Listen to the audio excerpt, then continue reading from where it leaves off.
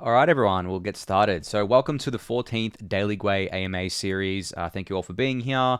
As usual, I'll be reading through the questions from the AMA series channel, going in order from when they were asked and answering all of them. If at any time you want to ask a question live while we're going, you can just raise your hand. There's a button down the bottom, and I'll invite you up onto the stage. Or you can ask a question in the AMA series channel, and I'll get to those at the end of the AMA. This will be recorded and uploaded to YouTube, so no worries if you have to leave early. It'll be time-stamped as well, so you'll be able to rewatch it, re-listen to it there. Without further ado, let's get started with the first question from the AMA series channel, coming in from RV who asks, what are your opinions on Celestia? The main focus of the layer 1 is just for data availability and consensus, which seems pretty perfect for a modular blockchain future. Do you think it would be beneficial for Ethereum layer 1 to adopt a similar design and remove execution from layer 1 to maximize rollup effectiveness? Also, do you have any recommendations for follows relating to it, as everything I've found is pretty bare bones so far? So, for those who don't know, Celestia is one of those data availability blockchains that I've mentioned on the Refuel a few times. Another one would be Polygon Avail, and another one would be ZK Porter from ZK Sync, I guess the Matter Labs team. As I said, their main focus is data availability, right? It's not consensus. They're purely data availability layers where they're hoping to just be able to host the data, not necessarily come to consensus on it, but just host the data, and then the consensus is done, off chain sort of thing, or kind of like on within the rollups. It's a bit of a different design where it fully separates all the concerns, because with Ethereum, once we move to ETH 2.0 with the beacon chain, we have consensus and we have data availability on, I guess, like ETH 1 as it's known today, the execution layer, and then later on the shards. So they're kind of like more tightly coupled, whereas in Celestia, those things are kind of like decoupled. Now, I think that the tightly coupled model is better from what I've seen. It seems to be better for both scalability and security, but that doesn't mean that these kind of like data availability blockchains are inferior or useless or anything like that. I think they're actually incredibly useful because, as you know, you would have seen already, there are kind of like solutions out there right now that are called a Validium from Starkware, or a ZK Porter from ZK Sync, or a Volition, where they kind of have this hybrid approach where it's like, okay, well, let's put all the proofs of the transactions on Ethereum layer 1, but let's keep our data off chain, because putting a data on Ethereum layer 1 is the most expensive part by far. I mean, you can see the kind of cost difference between something like immutable X, which is a Validium, and something like a Arbitrum or Optimism, which, optimistic rollups can't do off-chain data, but essentially they have to put everything on chain. So Arbitrum and Optimism are a few dollars for kind of like a swap, or even an NFT mint, whereas and that will get better over time, of course, but on Immutable X, because they're storing the data off-chain, they can do everything for free, essentially, because the costs are so little to put the proofs on layer 1 that they're happy to cover those costs. So, there's just kind of like a universe of these solutions out there that are coming to market, and there's going to be all different types coming to market, but to answer your question about do I think this would be beneficial for Ethereum layer 1 to adopt this design, I don't think so. I think Ethereum layer 1 should stick to what it to the roadmap that it's doing right now.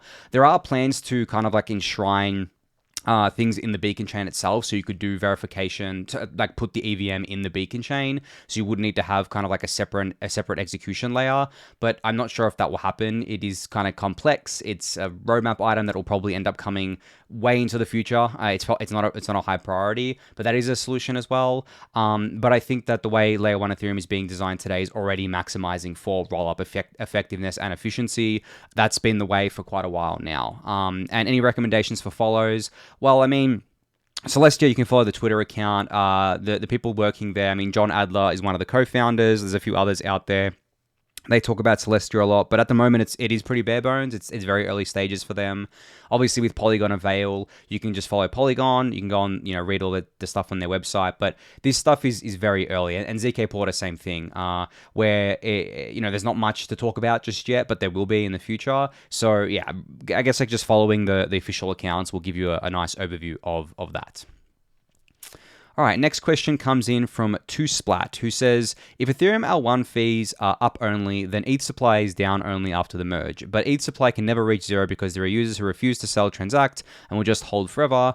We can't burn 2% of the supply annually forever, or we'll run out of ETH in 50 years. So I guess the question is, over the long term, what will the ETH supply look like? Look like a multi-decade view. So the ETH supply, I mean, I guess like probably yeah, I'm just trying to figure out where to start here. I think I should start with ETH can be divided into 18 places, right? So there's 18 decimals for ETH. So you could have like 0.000001 ETH, and that could be worth a lot of money because there's like hardly any ETH left, and the Ethereum network would function fine. Obviously, there's things like the 32 ETH minimum for staking and stuff like that that would need to be adjusted in the most extreme scenario where like we just burn so much ETH that it basically becomes a thing where there's hardly any ETH left. And then that 18 decimal places can be changed as well. It could go to like 100 or 200. It could go to whatever we want it to go to. So I think, you're talking about the long term here, the multi-decade view. I think that the ETH price, if we're burning that much ETH kind of like a year, and Ethereum is kind of generating, billions of dollars of economic activity a day in terms of like fee revenue, the ETH price is going to go nuts, right? Like, because of the fact that you're going to have like a lot of people holding, ETH, maybe not even doing anything with it, keeping it in cold storage. You're going to have people using ETH for staking, obviously, for DeFi, all those sorts of things. Everything people use ETH for today, then you're going to have the fee burn on top of that, which is obviously reducing the supply post-merge. It's going to be negative issuance pretty much all the time if the fee revenue kind of like stays the way it is. The ETH price is going to go up, and you're going to kind of like get this thing where the ETH price goes up so much that it's kind of like a funny thing to think about, because the gas market is priced in ETH, and it's kind of like detached from the USD price. So network demand is not really determined by the USD price of ETH. Like ETH could be $5,000 today, and the network demand could be 10%, and the fees wouldn't be high because we weren't utilizing the whole network. Whereas the network demand isn't at 10%, it's at like over 100%. Obviously, it's always full, so that's why the fees go up. But it's got little to do with the actual ETH price itself. But then when you think about kind of like the most extreme views of when there's like not that much ETH available, people are trying to kind of like get their hands on ETH, and they just like, there's such a supply shock that the price will just skyrocket, right? And then people do think of fees in USD terms. They don't think of them in ETH terms, but the protocol thinks of them in ETH terms. The protocol doesn't know the USD value of ETH, right? It prices all the kind of like fees in ETH. But that's when it kind of gets murky, because you start blurring the lines there, where people say, okay, well, we're paying like tens of billions of dollars of fees a day to kind of like to use the network, and there's so much ETH being burned. But if the network is generating that much economic activity, then I think it'd be safe to say that the price of ETH would be absolutely bonkers at that point, right? So it'd kind of be like a balancing act there, but it's hard to tell. Like as you can probably hear, I'm kind of like just speculating here. I don't have any kind of like definitive answer. It's very hard to tell what the future is going to look like. It's very hard to tell what the fee burn is going to be like in a terminal state, what the long-term fee burn is going to look like. It's impossible to tell, how much, is there a ceiling on the fee revenue that L1 can generate? Like, is there a point where it gets to kind of like diminishing returns? And there will be diminishing returns, of course. It's not going to go up like exponentially. Yes, I believe L1 fees over the long term are up only, but there's aggregate fees, and then there's kind of like individual fees. I think aggregate fees definitely, but then it's a diminishing returns thing. It's not gonna. It's kind of like a new economy, for example, where you can spin up a new economy. It'll grow really fast at the start if it starts getting adoption, but then it'll level out. Just like basically anything with network effects, kind of like levels out eventually, and you kind of like have that S curve where literally the letter S, where at the start it's kind of like slow, and then it goes up really, really quickly during the adoption phase, and then it levels out. So I could see that playing out as well, where the fee revenue basically levels out and it stops increasing, and then we maybe just marginally increases, and then we can have like a much clearer picture of how the fee market is going to look like. So yeah, hopefully that kind of gives you an idea of how I'm thinking about it. But at the same time, I don't think anyone has the actual answer to this question yet. It's still very early days. 1559 has only been live for what, 3 months, or a bit just over 3 months now. And I know we've burned a lot of ETH already, but it's going to be interesting to see how that plays out over, I guess like a multi-decade kind of view there. All right, next question comes from AB Miss X0. Hopefully I said that right. They ask, do you think Pickle Finance's voting system can gain the same traction as Curve?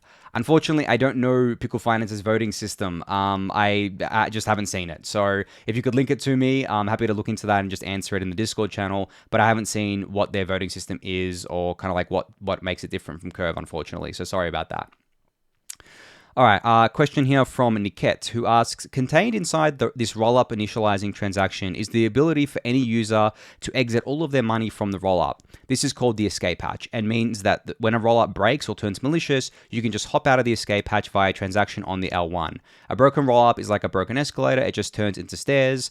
And you say you read this on Bankless, but you don't know how.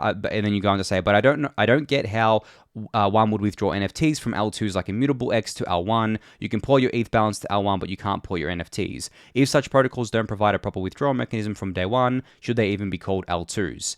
So you're right here in that what immutable X is using, a Validium, isn't actually a true L2 because they're keeping the data off chain. So unless they actually, well, they're going to transition to a volition where you can essentially put your data on chain if you want to.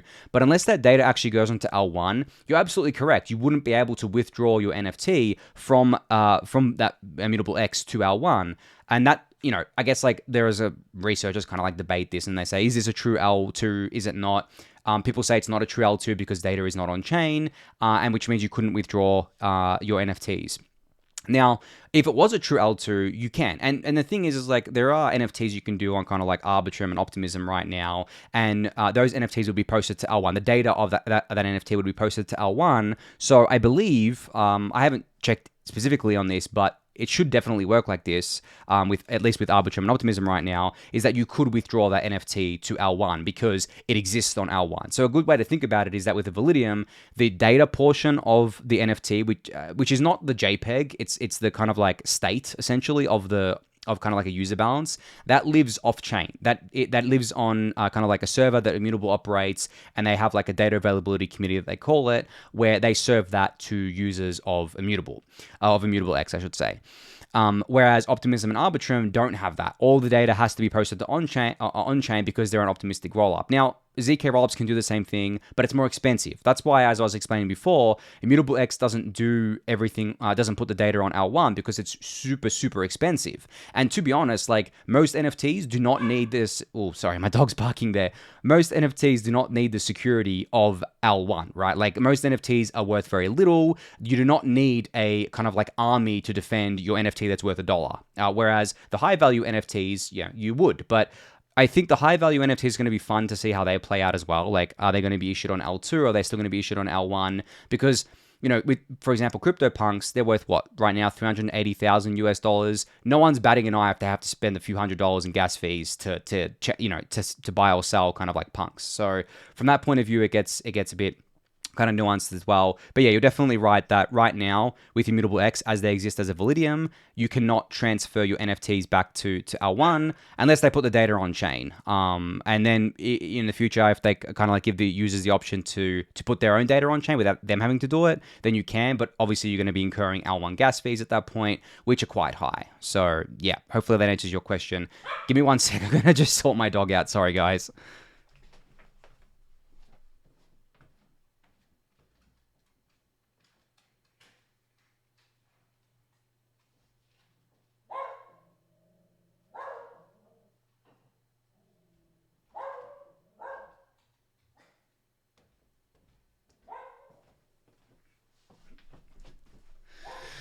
Sorry, guys, my fiance is working, so I'm on dog duty tonight. So if he does that, I apologize. But anyway, continuing on. So, question here from Reginald Grabs, who says, being a public person as you are and interacting with smart contracts and protocols using hardware wallets, are you concerned about security? I don't mean security from hacking or exploiting. I mean gun to the head type of security. After hearing about that tragic torturing incident in Spain last week, it got me thinking about a different sort of security, especially for those of us involved in the ledger hack where there is now an association of crypto and our home address. You're in a similar situation where you're publicly known, so I wonder if you ever think about this type of security threat and what you may have done, if anything, to protect yourself. So it's not something that I would say that I think about really rarely. I mean, I probably think about it rarely, to be honest. Like I heard about that story as well, and then I kind of thought about, what this could happen to me, sort of thing. But it's not something I regularly think about. It's because it's kind of like, if you just worry every day about kind of like getting attacked over your crypto holdings, you're just going to go mad. And that's why I kind of like I haven't really thought too much about it. But I think there are obviously people that are very, very public and very, very publicly like super rich, like the billionaires in the crypto industry. And they, from what I've seen, have bodyguards. Like I heard that the Solana founders at the recent conference that they did had like a whole detail of bodyguards around them.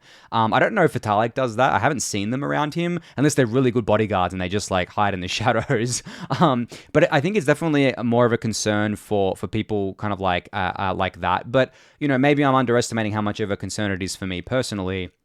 And especially, I guess it's funny because like the last time I traveled internationally was in February of 2020, and that was before the bull run. So back then, I mean, like, it was a bear market. No one really cared. I guess we were just coming out of the bear market and no one really cared.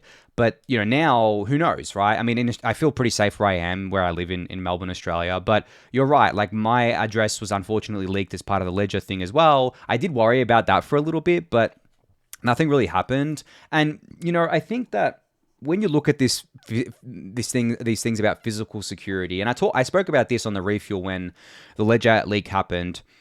When you're going and like, if you were to kidnap someone or you were to try and torture them to get access to their crypto, you're taking a pretty big risk in doing that. Not only because obviously you take the risk of maybe one day getting caught, but also the risk of them even having access to their crypto at that point in time. Now, I'm not going to go through how I secure my funds, obviously, but you're basically saying you believe this person is going to be able to access their crypto then and there for you, and you're going to get you're going to have long enough to get them to do that, and then you're also saying that you're also kind of like assuming that they have a lot of money as well, right? At the end of the day, and they have enough to kind of like send to you. And I don't know, there's a lot of assumptions you have to make, especially. But yeah, I would say that it's not something that I worry about on the regular. It's definitely like a concern for public people in this ecosystem. But at the same time, for example, as I said, like the risk of kind of like going after someone and not knowing how they store their funds. What if someone has like no access to their funds at all, and they've got it secured away wherever it is? Like they could have it in like a bank safety deposit box, or they could have their kind of like hardware wallet there, and they have their seed phrase split up with 3 or 4 family members or something, or have like a cipher. I mean, there's so many ways to secure your funds and your private keys and things like that. I don't know. I just don't think it's a huge thing. And you mentioned that kind of like incident in Spain. Well, the thing is that like how many of these incidents has there actually been over the years? There hasn't been many from what I know. And how many crypto kind of like rich people are there? There's a lot, right? And how many publicly rich people are there? There's a lot. So when you kind of look, and how many of those people actually scammed people to get the money as well? Like think about all the scammers that are public that took people's money, and how many of them have suffered kind of like any kind of physical violence or stuff like this. So I don't know. That's kind of like how I think about it. But at the end of the day, there's not much I can do. I mean, I'm not going to hire a bodyguard to stay around me 24/7. That would just be stupid. I just take care to like secure my funds as best that my crypto funds as best that I can. Like everyone should, by the way. I mean, if you have more than like maybe $500, no, I would say $1,000 in crypto, you definitely should have a hardware wallet. So that's just a reminder for everyone, at least. And then if the more and more money you have in crypto, the more and more you should look at securing things. And especially, it's easy for people to say get a hardware wallet, but the most important thing is securing your seed phrase, right? Your secret phrase, whatever they want to call it.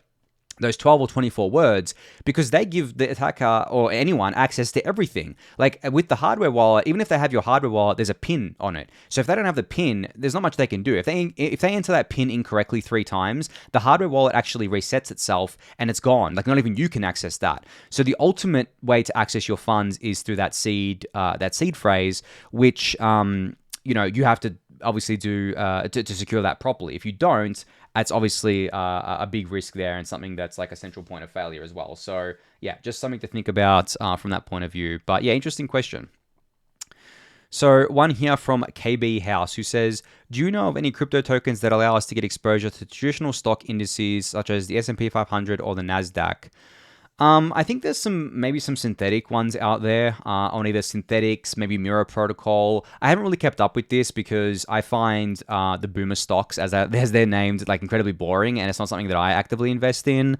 But yeah, I think there's other projects out there as well that I just haven't haven't kind of like looked at lately or haven't come across. But I guess like if and I mean it's not just like within DeFi, it's also on centralized exchanges such as I think FTX has a bunch of these and Binance does as well, but there was regulatory issues there, so I think they delisted some of them. I don't know. Yeah, I mean you could probably just Google for it and find some there, but I'm not an expert on that, unfortunately. All right, so a question here from Yorn the Fawn, who asks, mind explaining what Phonon is? David from Bankless was saying it allows for Bitcoin transfers between two hardware wallets without using the Bitcoin blockchain, but that doesn't really make sense to me. Transfer transactions would necessarily have to be consented upon the network by definition for them to happen. I think you could shed light here. So Phonon, for those who don't know, is an off-chain privacy protocol. The really cool thing about Phonon is that the way this works is that you share your private key, right? You securely share your private key from one hardware device to the other. So Phonon is going to work with the Grid Plus. So essentially what you can do is you can basically send your private key from your Grid Plus over the Phonon network to this other to another Grid Plus, or maybe even the other side of the world, and only you two can see that because it's cryptographically secured by Black Moon math magic, I'm sure. But that's how it works. So it doesn't actually have to touch the blockchain itself, because essentially what happens is that the private key is securely transferred between these two devices. Now, there are kind of like other aspects to this as well, and I suggest people go and read. You can Google Phonon DAO, and there's more information about this. But this sort of stuff, it uses very kind of like sophisticated cryptography to achieve this. So it doesn't actually need to touch any chain. Like this doesn't just apply to Bitcoin, it applies to Ethereum as well. It doesn't need to touch the chain, which is, I think, a breakthrough, because that means you can do free kind of like transfers, secure transfers of private keys and seed phrases and stuff like that between hardware wallets, which is really awesome. So, and the reason why this works is because the fact that the private key is it lives on the device, right? It lives on the hardware device, so you can kind of like have the guarantee that it has been shared correctly and that no one else has kind of like seen it along the way as well. So yeah, hopefully that sheds some more light there for you. And then you had another question here where you asked, is it the case that Reddit is forking Arbitrum and working off that forked rollup for settling on Ethereum? Just heard this on Bankless. If so, why do that? Doesn't that leave you with a state of the L2 chain that's no longer being maintained by the core Arbitrum team and therefore subject to becoming stale? So what Reddit's building is a all new instance of Arbitrum. So Arbitrum's network that's live right now is called Arbitrum 1. And, oh, sorry, my dog's barking again. Sorry, guys, one sec.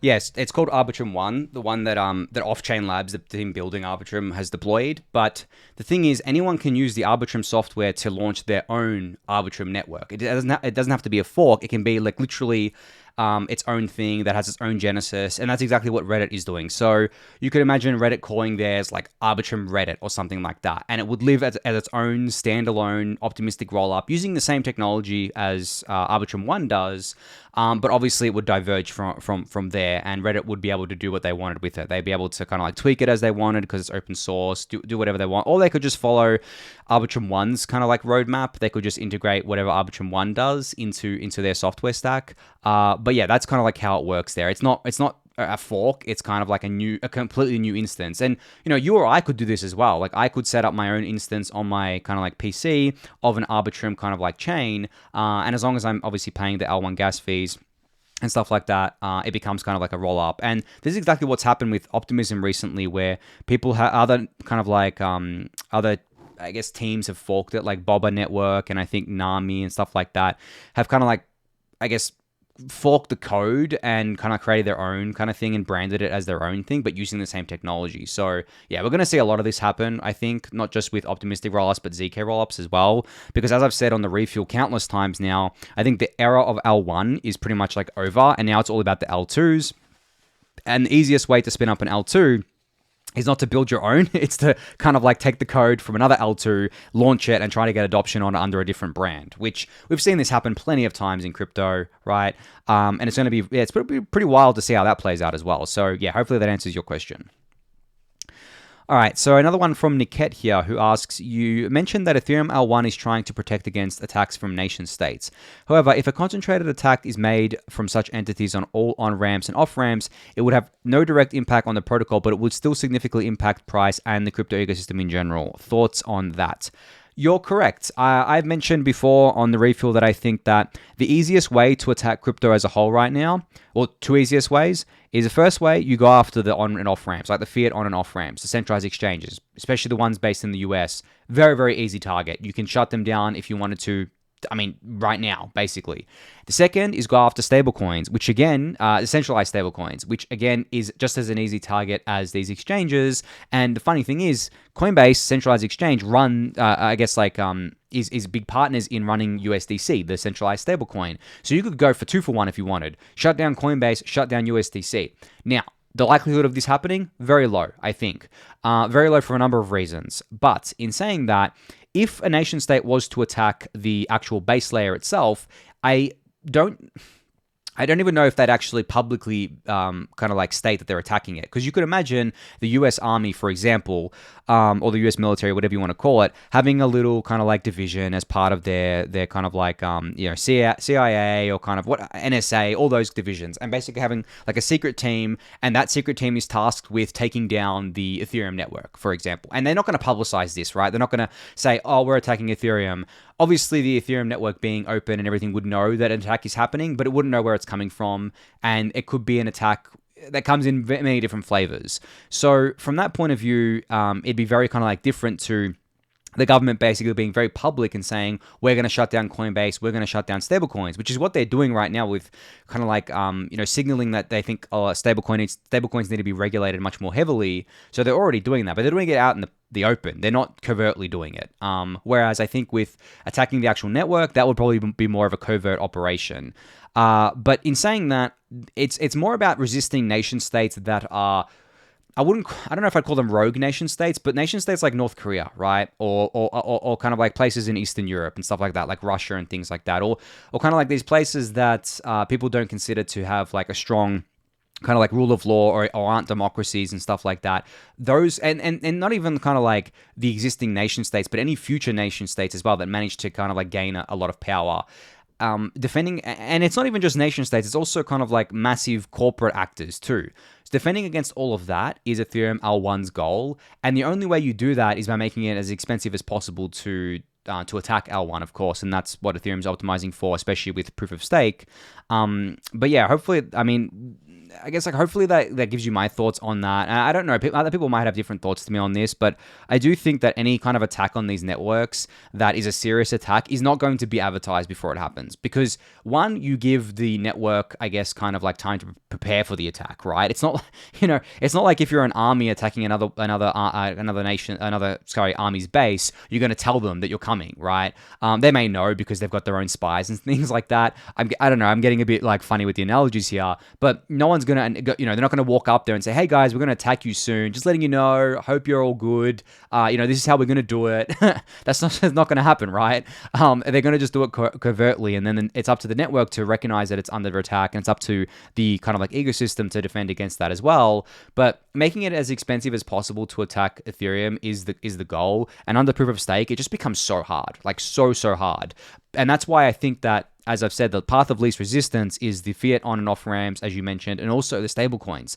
Why would you kind of like spend all this time and money trying to attack the actual network where you can choke it by going after the fiat on and on ramps and the stablecoins? That's why I'm a big advocate for decentralized stablecoins. I'm a big advocate for a circular economy where we don't have to actually rely on fiat at all. But we're very far away from that, unfortunately, and we just have to hope that this industry doesn't get choked before we get to that point. I don't think it can. I think it's already at a point where, it's inevitable, but they could definitely slow us down if they did that. So we're going to have to keep an eye on that. I don't think the US would do it, or any of kind of like, or most of Europe and most of kind of like the countries that are considered Western. But we've seen China crack down pretty hard on it already. And, there might be maybe other countries out there that do this as well. But yeah, it's going to be kind of like a country by country basis, I think. So, a question here from Dixie, who asked a question regarding the recent news about Commonwealth Bank supporting cryptocurrency purchases. You mentioned that you have an on-ramp that is cheap and easy to reach from your bank account. I'm interested to know if you can disclose which on-ramp this is, since I'm struggling with fees. So I'm going to assume that you're in Australia. So there's a few different ones that you can use. The two primary ones that I use are Kraken and CoinJar. Now, I only use Kraken for cashing out. I don't use it for cashing in, because I use CoinJar to cash in. So CoinJar allows for what's called MPP, or it's called the New Payments Protocol, that a few banks have signed up for, including Combank, that allow you to do instant deposits. And I think there's a limit of like $10,000 a day AUD. I think you can increase that if you want, but that's my current limit on there, because these days I don't do too much fiat kind of like buys of crypto, unfortunately. Yeah, I mean, that's what I use. And the fees, I mean, the fees are relatively cheap because they have two things. You can either go through the normal CoinJar, buy and sell interface, or you could go to their CoinJar Pro exchange, which allows you to kind of like trade on an order book. I usually just go through the normal buy and sell process. For me, when I look at fees, if I'm buying ETH and the fee like going from fiat is like 1%, like it really, why do I care? Like in the grand scheme of things, 1%, I mean, ETH moves 1% like every day, essentially. So to me, I'm actually happy to pay like a 1% fee. It doesn't actually make a big difference to me. But at the same time, I have a lot of CoinJar points, which are like their loyalty points, which allow you to kind of like skip the fee altogether. But they're I think one of the cheapest, if not the cheapest in Australia. And they've got like decent liquidity as well, and they're trusted. Like I've used them, they've been around since like 2013. I've used them for a very long time. I've never had an issue with them. So that's the one that I use, and a bit of color around how I use it as well. But there's plenty of exchanges now. I'm sure there's probably better ones out there, but I stick with what I know, to be honest. I don't really kind of like I don't keep any funds on these centralized exchanges, but there's always that risk of things getting stuck and then their support being really crap and taking forever to get back to you. CoinJar support's always been good to me, so yeah, I'm a big advocate of them and have used them for years now. All right, question here from KB House, who asks, what's the best way to get from fiat to an L2 directly without going through ETH mainnet and incurring horrendous fees? So right now, your options are unfortunately a little bit limited. I think Crypto.com has a direct on-ramp to Arbitrum, so you can use them. There's some centralized exchanges like OKX and I think OKCoin and maybe a couple others out there that allow for direct L2 onboarding. But there is another way. So what you can do is you can actually go to Polygon, or you can the Polygon POS chain from a centralized exchange, or you can go to BSC, or you could go to, I think, maybe even the Avalanche C chain, and their EVM chains, and they have bridges to L2s, like Hop Protocol, for example. Now, you have to be careful about which bridge you use, of course, because you're taking on extra risk, but they offer like cheap fees, and obviously you're taking extra risk by being on these other networks in the first place. But I think if you're looking for like a straight on-ramp to an L2, and you're going to go from a centralized exchange anyway, it doesn't really matter if you go to one of these other networks first and then bridge in. So essentially, that would probably be like an easy way to do it as well. But I would use, Hop Protocol, Connects, the one of the kind of like bridges that, the cross-chain bridges, more so than the ones that kind of like do like a weird IOU or locking of tokens, because they are more risky. So yeah, those are the one. That's an easy kind of like hack as well, or the workaround as well. Your second question, what are some bridge aggregators that you would recommend to use? So the one that I've used before is called Ally Finance. I think there's maybe one or two others that I'm just not thinking of right now, but Ally Finance supports Connects and a few other, I think, bridges right now. So you can definitely use that to go from multiple chains to multiple chains. All right, another one here from Yorn the Fawn, who asks, why would someone want to move assets from L2 down to L1, i.e. using a cross protocol? Shouldn't we all be migrating to L2 and staying there, with L1 simply being a settlement layer for rollups?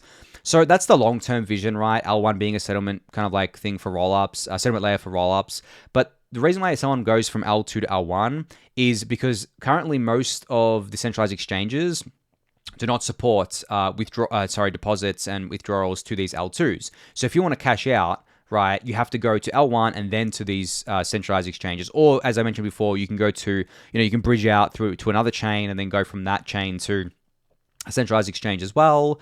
Another reason would be that they simply want to do things on L1 that aren't on L2. Obviously, it's very early in the L2 rollout right now. There are missing apps on certain things. Like on Arbitrum, there's no money market, no Aave. On Optimism, it's still missing a lot of things on there.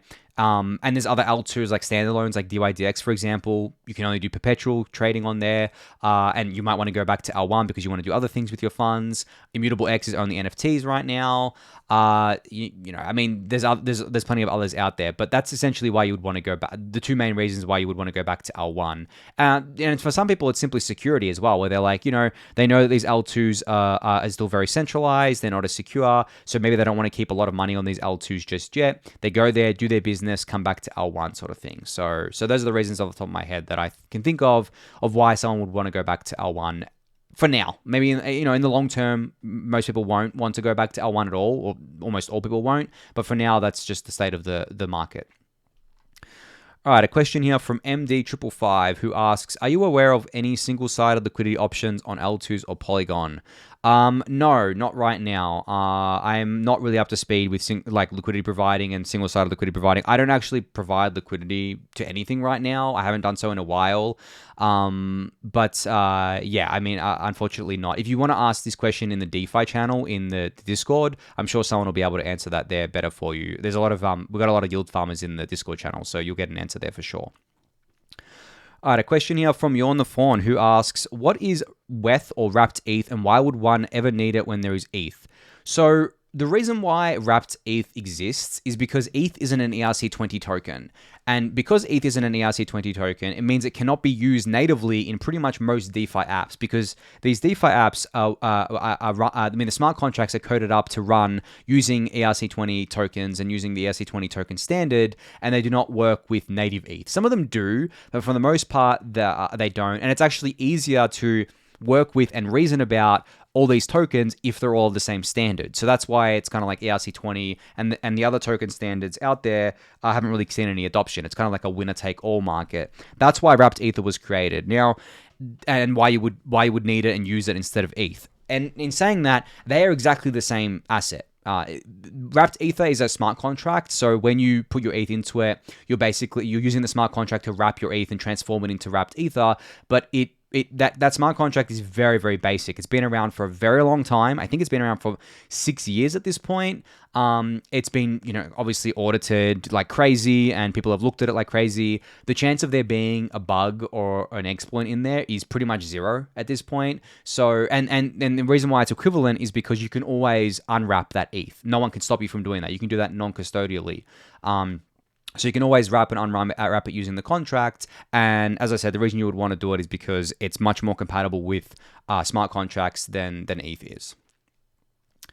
All right, one here from Dom who asks, I know it's a bit early to talk about this, but would you consider smart wallets in their final form where they're headed as being part of layer 3?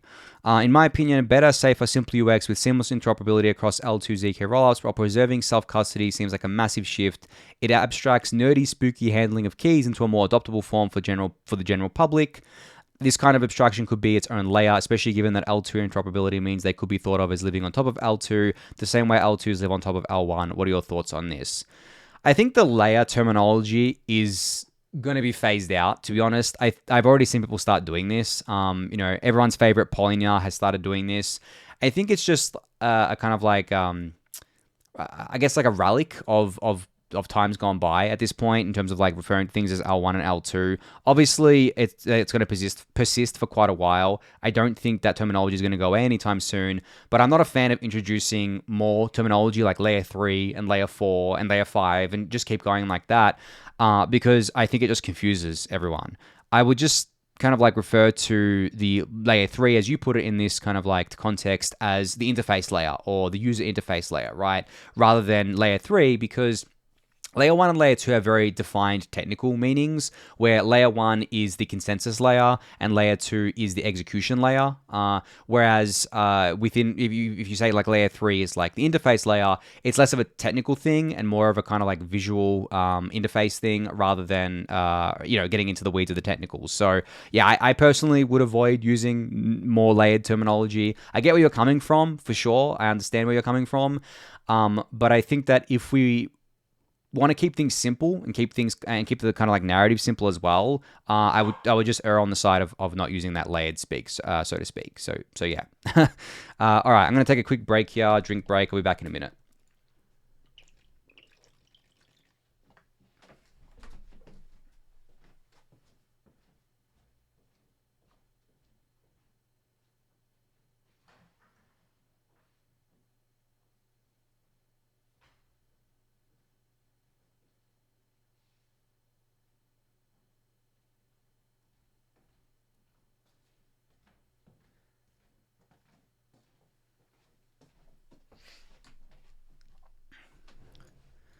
All right, next question. Another one from Niket. Which L2s are truly decentralized? So there's only one right now, actually, out of all of them that are truly decentralized, don't have kind of like centralized admin keys or anything like that. And that one is the one that's actually not used for anything right now, funny enough. So that's Fuel from Fuel Labs. This is an optimistic rollup. It is the only truly decentralized layer 2 out there in terms of, I mean, I guess like I would say in terms of not having an admin key and kind of like putting all their stuff on L1, kind of like following all the best practices. But in saying that, it still suffers from the fact that there's a centralized operator for the sequencer, so they could censor you. They could drop your transactions. So if you take that view, then that isn't even truly decentralized. So speaking from that view, I would say none of them right now. But the worst that they could do, at least kind of the worst that Fuel could do, would be to censor you. And then there's kind of like other things with the other L2s out there. Some of them have like very, very centralized kind of like keys. Some of them keep their data off chain. So there's other things they can do. I would recommend checking out the L2Beat website at l2beat.com. If you click into any of these L2s, it'll actually describe to you all the ways that your funds could potentially be, lost or censored, or, what's missing from this what centralized controls exist on these things. It gives you a full breakdown, a better breakdown that I can. But I would say Fuel is the closest, but none of the other ones are close right now. They obviously want to work towards that, but they're not right now because it's still very early days. All right, Who, I see you. I'm gonna invite you up onto the stage. You can ask your question.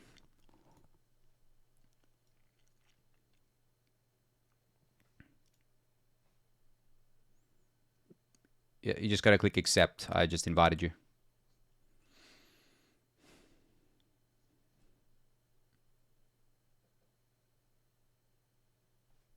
Oh, it's still there. Maybe it didn't work. There we go. That's all good.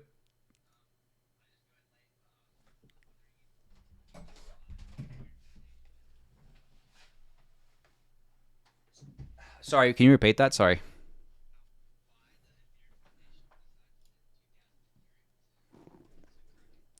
Okay.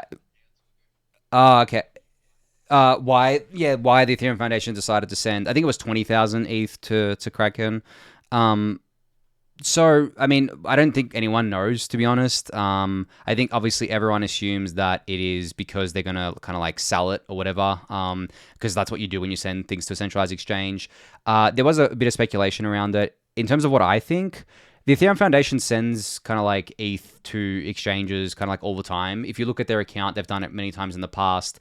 And I know some people were saying that they do this whenever they think the market's going to top. There's actually only kind of like one instance of this happening, I think. And that was back in the 2017 kind of like cycle where the Ethereum Foundation, I think, sold ETH at like $1,000, and then obviously ETH topped at 1,400. This time they did it back in May as well, where they sent some ETH in, but they didn't technically sell the market cycle top, right? Because we're now at new all-time highs as part of like this market cycle. So that narrative of like the Ethereum Foundation, whenever they send ETH to an exchange, it means that we're going to imminently crash. I don't believe that, and I also think that the funny thing is that when you kind of like look at this and you kind of look at, I guess, what they can do with that ETH on the exchange, there's many different things. Maybe I kind of like, I speculated myself that it's towards the end of the year. Maybe they're getting ready to pay out end of year bonuses to their staff in the form of ETH, and they don't want to they don't want to dox everyone's address, so they go through a centralized exchange to do this. That's one possible outcome there. Another one is that they want to split up the funds into different kind of wallets, so they want to preserve the privacies there as well. Another one is, yes, they could be selling it to fund their operations. I mean, the Ethereum Foundation, I don't know how many people they have on the books, but it's not a cheap enterprise. They have a lot of people to pay. There's a lot of people doing research and development there. There's a lot of other things going on, so they have bills to pay. And maybe they just want to do effective treasury management and protect against their downside. Maybe they see the kind of like price where it is now, and they're like, okay, well, let's sell $90 million worth of ETH right now, and that gives us runway for X amount of years, sort of thing. So there's many different ways it can go. You'll never. I don't think we're ever going to get an answer of kind of like what actually is happening with that ETH. But I don't buy into people saying that it's gonna, it means that the market's imminently going to crash. I don't know. I just think there's like one, and if you want to stretch a definition of it, two data points of this happening in the past, whereas there's other data points where they've sent ETH to exchanges and the market's been fine. I mean, they did it in December of last year. I think they sent 100,000 ETH or something to an exchange, and we were at $500 in December of last year, and now we're at 4,500. So, yeah, I guess those are my general thoughts on it. I would say not to worry too much about it, I think. All right, thank you. No worries.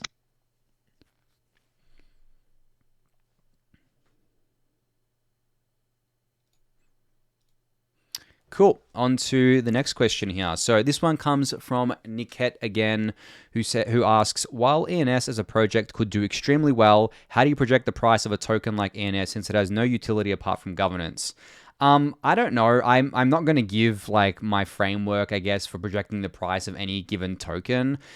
I would say that it's always tricky with these tokens, right? I mean, I still hold my ANS, so I'm not saying just as a disclaimer there, I still hold my ANS on sassel.eth. You can go see it and everything. I don't think I'm going to sell it or anything. But when you look at these tokens and you look at what kind of like they're used for, I mean, I think people discount what governance can actually be used for and how important governance is. But at the same time, I also think people don't realize how important attention is in this kind of like in this space. I did a video on Twitter the other day, like a 10-minute video. I'm sure some of you have watched it, where I talked about attention within crypto and how the things that have long-term value are the things that kind of like are able to gain to get attention on them and get long-term attention, not just short-term attention. Now, I think a token that is worth kind of like comparing ENS to, or two tokens, would be something like GTC, which is Gitcoin's token, or Uni, which is obviously Uniswap's token. Now, I hold a lot of GTC, so there's a disclaimer there as well. That's at sassel.eth too, so I'm not trying to pump my bags here or anything. But if you kind of compare them, I think they're in the same kind of like a stage of their life where they're popular Ethereum-based products. They're only governance tokens. There's no kind of like dividends or anything being paid out to them. People are kind of like trying to value them, but they're like much loved Ethereum darling projects. Is that enough to kind of like keep them from going up in value? Maybe, but they all started with very high market caps, especially like ENS started with a very high fully diluted market cap. Obviously, that's vesting out over time and stuff like that. But, I've been pretty public in the Discord channel about how I feel about coins with very high fully diluted market caps from the get-go. I feel like they bring forward all of their kind of like future price discovery. And then what ends up happening is that over the years, that has to basically be priced in, and you may have like a price that stays, maybe relatively flat against USD, but also bleeds against ETH. So the way I measure my portfolio and like anything that's not ETH in my portfolio is I measure it against ETH. If I'm not outperforming ETH, then the thing that I'm holding may as well be like completely non-existent. Like there's no point in me holding it if I am not outperforming ETH. And to outperform ETH over the long term is incredibly hard. Like if you go look at pretty much most of the charts against ETH for most of the tokens that have been popular at any given time, they've pretty much all underperformed ETH over the long term. Even the most popular tokens, like the perfect example is YFI. That was one of the, if not the most popular and most bullish token for, I guess, probably from when it launched till maybe like September last year, which was like 3 or 4 months. It went crazy. It obviously started at zero, went to like $45,000. It went to like 110 ETH per YFI. But then over the last year or so, it's gone from like a peak of 110 to I think 7 or 8 ETH per wETH, which is a 90+% drop, if I'm doing my math correctly there. So when you look at these sorts of things, it's not good enough to just look at it against USD. You also need to look at it against ETH. So for me, it's kind of like hard to tell. And I don't give investment advice here, but I mean, I haven't been shy about the fact that a lot of these tokens, when measured against ETH, I just look at them and I'm just like, okay, I know ETH has a much higher market cap. I know that kind of like ETH for me in general is like a longer term hold, and then you can probably ride the short term waves on these sorts of things. But it's also an attention game. Like, will ENS keep its attention long enough to keep the price kind of like where it is or going up? I think it will. I mean, ENS is pretty popular, but then you can look at other things like Uni as a comparable thing, or GTC. They've been flat against USD and down against ETH. So, and I'm not trying to pick on any one token here. And as I said, like, I have GTC as well, so I'm probably like fighting my bags here. But when you look at it from that perspective, it's very, very hard. And as I said, you can ride the short-term waves. You can outperform in the short term. Like, you did amazingly if you did this trade where people do this. It's very hard to do this. I'm going to make it sound easy. But if you did this trade where you basically went from you put ETH into wETH at the very beginning, right? Say you bought it at like $1,000, which was the price that it stayed at for a little bit, for a couple of days, gave everyone a chance to buy it. And I think it was like maybe, I don't know what it was, 5 or 10 ETH per wETH or something like that. Or kind of like probably maybe a bit more than that. I'm not exactly sure what the price was. But say you bought one wETH for 10 ETH, and then you sold it at like near the top. Say you sold it for like 80 ETH, and you did that kind of like rotation over the short term, and then you just held that ETH until now. You would have made like obviously an 8 times on your ETH, and then against USD by holding ETH, you would have made like, I mean, ETH was like $400 back then. You would have made over a 10x, like a 11x or plus at this point. Now, obviously, no one really does that. Like, there's some people that do that. It's very hard to do that, but this is why things kind of like bleed as well. Is that the people that they do this at the top, but then as it keeps bleeding, people keep doing it, and then ETH keeps going up because ETH is really bullish as an asset. So you have both like an asset that went up a lot in value coming down from its own little market cycle, but at the same time, you have people rotating back into ETH, which pushes ETH up, and it becomes this cycle of being incredibly hard to outperform ETH. And then on top of that, you have to factor in taxes. Your taxes are denominated in fiat. They're not denominated in ETH. So even if you outperform ETH, you have to outperform ETH after taxes because you have to sell to cover those taxes. So it's hard. And that's why it's very hard to value anything in this ecosystem, not just things that are quote unquote just governance tokens. I'm talking absolutely anything, even things with cash flow. Sushi has cash flow. It's dead against ETH, right? There's other ones out there that have cash flow, like Aave, I think, and MKR technically with the burn, all dead against ETH. ETH has cash flow too because of the burn. ETH has better cash flow than all of these tokens. And I talked about this in the Discord channel the other day where I basically said that ETH has better tokenomics than all of these tokens right now because it has 60 to $80 million of fee burn a day, like crazy amounts of fee burn a day, which is technically a dividend because that flows back to ETH holders. It has incredible ways to increase the scarcity of ETH, right? It has staking, it has DeFi, it has store of value moneyness.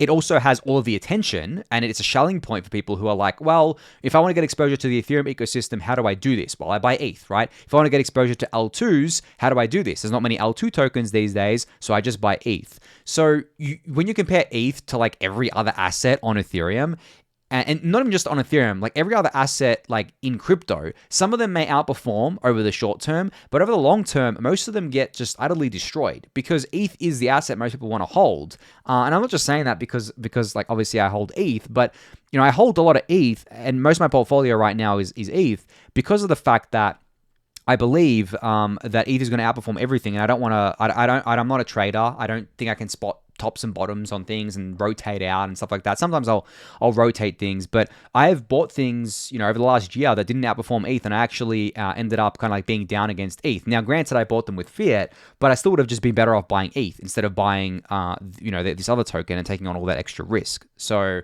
yeah, I mean, maybe that, I don't know if that answers your question about kind of like how the price of ENS is going to go, but that's just my framework of how I think about tokens in general. Thinking about them against USD is all well and good, but thinking about them against ETH is the real winner there, because by buying these other tokens, you're taking on a shit ton more risk than you are by just buying ETH. And you want to be compensated for that risk with extra reward. If you're not being compensated with extra reward for taking on that risk, then there really wasn't any point in doing that. And then most people, that are investing in these things are doing so over the long term, which just makes it even harder. Like if you're a long-term investor, you're not flipping in and out of things, especially if you have to pay short-term capital gains tax, like in the US and where I'm in Australia. It gets really painful paying short-term cap gains tax, and then kind of like being down against ETH. I don't know. For me, it just doesn't end up being worth it over the long term. That's not to say that you shouldn't buy these things and you shouldn't have an investment thesis on them, but you really need to be careful if you're trying to kind of like outperform ETH, because it is incredibly hard to do. So yeah, again, not investment advice, just the framework of how I think about things.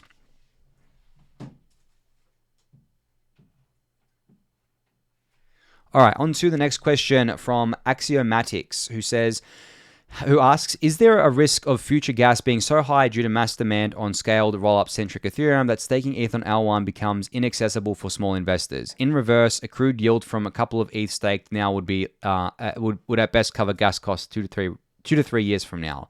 So I would say that smaller stakers are already kind of like priced out of L1. I mean, you can see with Rocket Pool going live, it's not economical to stake with Rocket Pool unless you're staking like 1 ETH, I guess, at this point, because of the fact that the gas fees are going to cost you, too much. It's going to eat into any of the future yield that you would have gotten. So unfortunately, it's already at that point. But there are ways around this. You can do like batched kind of like onboarding into these sorts of things. You could have like exchanges cover the cost for users and then just take a fee on that. There's multiple ways to do it, but and then kind of like you go on about the accrued yield from ETH staked. I guess like yes, but you could probably just wait longer for that. For the yield to build up and then kind of like withdraw there. But I think in the future, there may be something at the protocol level that can be done where essentially you can kind of like have it so that the fees are much less for withdrawing out of staking, because I guess like the cheapest thing you can do on Ethereum today is send ETH. It's 21,000 gas. That could be lowered, to be honest. I mean, there's no reason it has to be that high.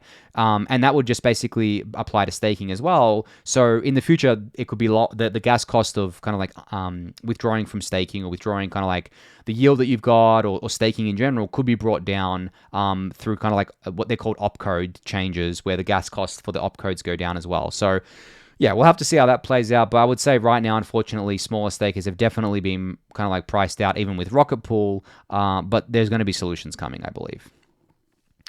All right, a question here from Con Limani, who says, with the power of quantum computers in 3 to 4 years, I read that they will be able to crack any current cipher and that the world is going to need to move to a new level post-quantum cipher. Thoughts, how will this affect security of Ethereum? Is this on the roadmap? So I don't know how close quote-unquote quantum computing is. I haven't really looked into it myself. I've been hearing about it for a very long time. But one thing I will say, it is on the Ethereum roadmap, but it is something that has been thought about, like post-quantum resistance. I'm pretty sure Justin Drake has been looking into this a lot, so maybe he's written something about it, I'm not sure, but it's definitely something that's being thought about, but I don't think we'd probably have to worry about it for a few years still, maybe even longer than 3 to 4 years, and the funny thing is if quantum computers was able to break all the existing encryption today, I think like crypto would be the least of people's worries, because I mean encryption is used everywhere, right? It's used for like all authentication across the web, for securing very sensitive data, for securing banks and stuff like that. So I think that if we do get to that world where I guess like quantum computers are capable of doing this, the kind of like fix on Ethereum would be deployed very, very quickly, just like it would be around the world. All right, one here from Clinio Campolina, who asks, one thing that annoys me a lot is how ETH and other crypto assets follow BTC in every dump. Do you think this correlation will someday cease? What has to happen for it to stop? So I think the thing is that you can look at short-term and long-term correlations. Short-term, of course, everything's going to dump together or pump or kind of like pump together in the very short term. And you got to kind of like define your timelines here as well.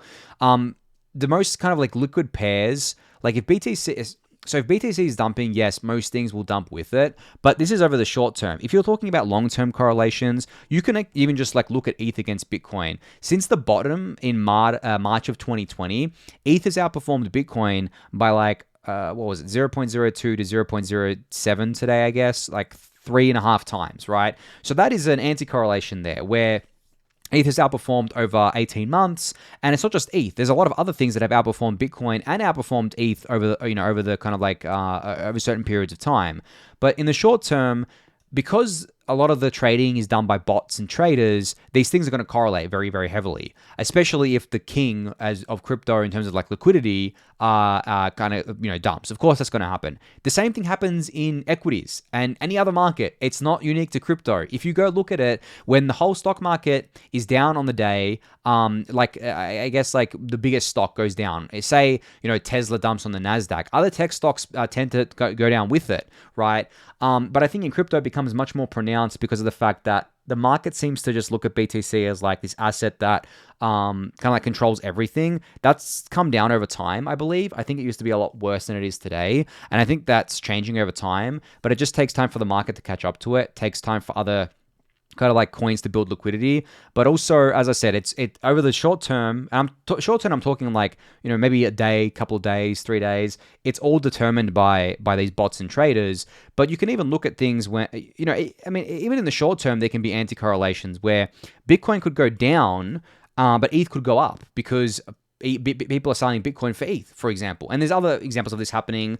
Funny enough, the other day, I think it was a couple of weeks ago, people were selling BTC and ETH for SHIB. SHIB was going up a lot, BTC and ETH were going down, and there was actually a rotation happening. And then the rotation happened the other way, and BTC and ETH went up. So I think that the market matures over time, but also in the very, very short term, it's going to be mostly correlated to Bitcoin and to ETH, and if they kind of like dump, the rest of the market will sell off because of these kind of like arbitrage bots and traders just kind of seeing these kind of like signals and being like, okay, let's go risk off now for the very short term, and let's go risk on again. So hopefully that answers your question about that.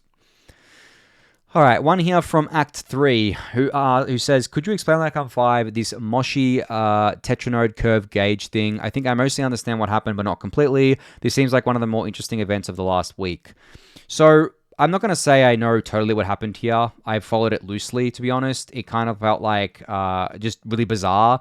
But from what I know, there was this thing called Mochi Finance, not Moshi Finance, that basically spun up. They got a bunch of money. They bought CVX tokens, so convex tokens. They deposited those convex tokens to kind of like bribe themselves to get like a higher yield on their curve gauge for their stablecoin, which was called USDM. And they were able to kind of like redirect liquidity there. But they also kind of like drained the pool, I believe, as well to do this. They kind of like drained their pool with USDM for like DAI and USDC, and then bought the CVX doing that. So, and it was a bit hard to follow because there's a lot of stuff going on. There was a lot of people kind of like, fighting each other, like berating each other. But essentially, it was basically, there's this kind of concept of bribing within Curve where you kind of like lock up CRV tokens to get the best yield on your Curve gauge, so that people kind of like go into your pool instead of other pools. And that's what kind of like they did here. And then there was this kind of like Mochi token that people were like speculating on because it was like a dog token or something. It was weird. And then Tetranode got involved and was like, I'm going to dump this to the ground. And then eventually Curve got involved with their emergency DAO and I think just like removed the pool or something because they said it was like a systemic risk. So yeah, it was a bit messy. I think there might be a post-mortem someone will post. Maybe it's already been posted, but I'm sure someone will post about it. But hopefully that gives you like a little bit of an overview of what happened. As I said, like I am not fully up to speed with it, so I probably can't give and explain like I'm 5. But essentially it was just like, I guess, classic DeFi drama, really, from what I saw. All right, quick drink break, and then I'll go on to the next question.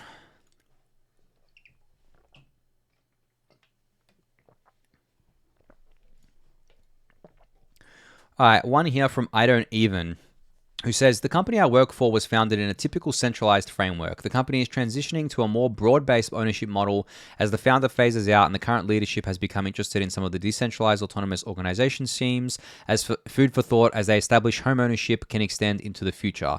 How ownership, not home ownership, can extend into the future. I don't think they will go full tokenized decentralization, but they're interested in enabling more people in the company to participate in its development and direction. Do you have any good resources I can send them on the mechanisms behind decentralizing ownership and decision making? There's a lot of resources around DAOs. I mean, I don't know if there's kind of like the ultimate guide to DAOs, but I can't even kind of like begin to tell you how many kind of like blog posts I've seen on DAOs, how many kind of groups are working on DAOs, how many people are talking about it, and governance in general. I think ask me this question in the Discord channel and I'll link you some things, because I just don't have anything right now to send you in front of me. But there's a lot. There's a lot of writings on this. There's a lot of kind of like mechanisms and kind of like thoughts around this. It's chaotic. I'll give you that. There's no right or wrong way to do it. There's just a bunch of different experiments playing out right now. But yeah, definitely just ask me this on Discord, tag me, and I'll kind of like send you a bunch of links, because I just don't have them right now. So sorry about that. All right, a question here from Go1, who asks, the way Olympus DAO works might be revolutionary. Majority of the LP tokens will be held by its DAO, but a small group of people, aka the team, actually control the liquidity, the LP tokens. Isn't this concentration of the tokens centralization and going to be a concern in the long run? So yeah, it is centralized when there is just kind of like a core team and there's no kind of like token voting and there's like a multi-sig. But I guess like the plan is to have it controlled by a DAO, right? In the longer term. So I would say short term, very centralizing.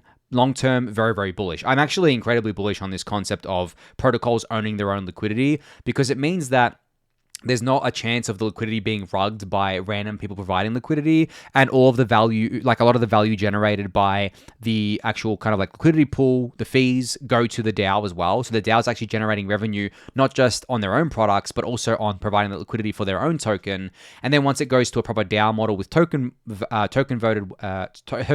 weighted voting, there is kind of like a lot more decentralization to it as well. So I would say long run, no concern, as long as they actually transition to a proper DAO. Short term, sure. Yeah, there's always the same concerns with centralization that for this as there are in like any other aspect of centralization. All right, a question here from who? Another one here. How do you think these other L1 chains perform once or if a bear market actually occurs? As someone who wasn't here during the 2017-2018 crash, I've heard that other Ethereum killers back then slowly died and became zombie chains. Neo, ICX, etc. Do you see something similar happening with other L1s? Something like liquidity exiting these chains also once the liquidity programs end? Or is it different now? So this is a fun question to answer, because I honestly have kind of like, I guess like two minds about this. It's like a 50-50. So you're right in saying that there were a lot of these other L1 chains in, I guess, 2017 and even 2018 that garnered a lot of attention, but basically amounted to nothing. So you had EOS, Neo, Icon, Aeon, WanChain, Qtum, Tron, bunch of others, right? And now in the fresh crop that you have these days are completely different. You have BSC, obviously. You have Solana. You have, I'm not even going to mention Cardano. You have Polkadot. You have Avalanche. You have Terra. You have, I'm just scrolling down CoinGecko. You have like Algorand, VeChain. I think that VeChain was around in 2017 as well, funny enough. Cosmos. I don't really consider Cosmos an Ethereum killer, but Hashgraph, Phantom, all these other things, right? Alron, don't even know half of these things these days. I would say that for a lot of them, the same thing's going to play out. That played out for these other L1s, especially as kind of like we get more of these L2 chains online, and these L1s literally become like totally obsolete. But the thing is that when you look at how these L1s are valued, it's all narrative, because most people aren't using these things. And for example, the perfect example, and I will mention Cardano here, they didn't have smart contracts until recently, and they still have nothing going on their chain, right? The smart contracts that they launched are basically useless.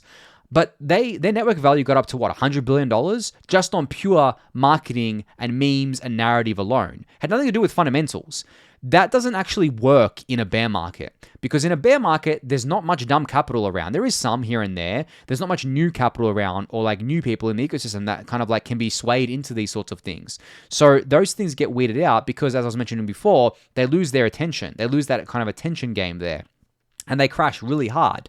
All of the Ethereum killers from back in 2017 are down a lot against ETH. And I mean a lot, like 90% plus against ETH. Some of them are down 95% plus. And I know that 90 to 95% doesn't sound like a massive kind of like difference. It is. It means it dumped 50% again. So it's a huge kind of like difference there. But I will say that there are some ecosystems today that have a lot of money in them, right? And they've actually managed to form somewhat of a community, for better or worse, but they have a lot of money. And the obvious ecosystems here is something like Solana. I mean, everyone knows my opinions on Solana at this point, but purely from kind of like a funding perspective, they have enough money to last them a very long time, and they're also trying. I think with EOS, I think EOS and Solana are very similar, but the thing about EOS is that they didn't try. They took the money, they sold the ETH for Bitcoin, and then they just didn't try to do anything with EOS. I actually consider EOS to be a scam, if I'm being honest. I thought it was a scam back then. I think it's a scam now. I think it was literally just used to extract as much value as possible from people. Then through their raise, because they did a year-long ICO. They raised a ton of ETH. They sold all that ETH for Bitcoin, and now they have like 300,000 Bitcoin in their treasury or something crazy like that they're just sitting on. So that was pure value extraction. Whereas with Solana, just to use an example here, they're actually trying to get adoption. They're actually trying to onboard developers and trying to do things. And they have the money to do it. They have backing not only from their own kind of like the Solana Foundation SOL tokens that they have. They also have a lot of VCs interested. They also have FTX backing. Obviously, that's a pretty powerful backer right there. And then choose another example, you have BSC, which has Binance backing it. We all know BSC is kind of like, total crap, total centralized. It's just like a casino, but that's what a lot of people want. A lot of people do, and a lot of people use. And Binance can just keep throwing money at it and kind of like onboarding people into it and keep it going for a long time. Now, what's going to happen to their tokens? Do their tokens actually continue to outperform ETH over the long run? I don't know. This is purely from kind of like, I guess, the tech/narrative perspective. But the vast majority of these L1s are going to become obsoleted by L2s. And if we do go into a kind of like longer term, I don't know if I'd call it a bear market, but just say we go into a bear market for a year where the prices of things keep going down, most new people are gone, it's really only the hardcore kind of like believers left, then yes, they're going to get obliterated. Their value is going to go down really, really hard against USD, and it's going to go down even harder against ETH.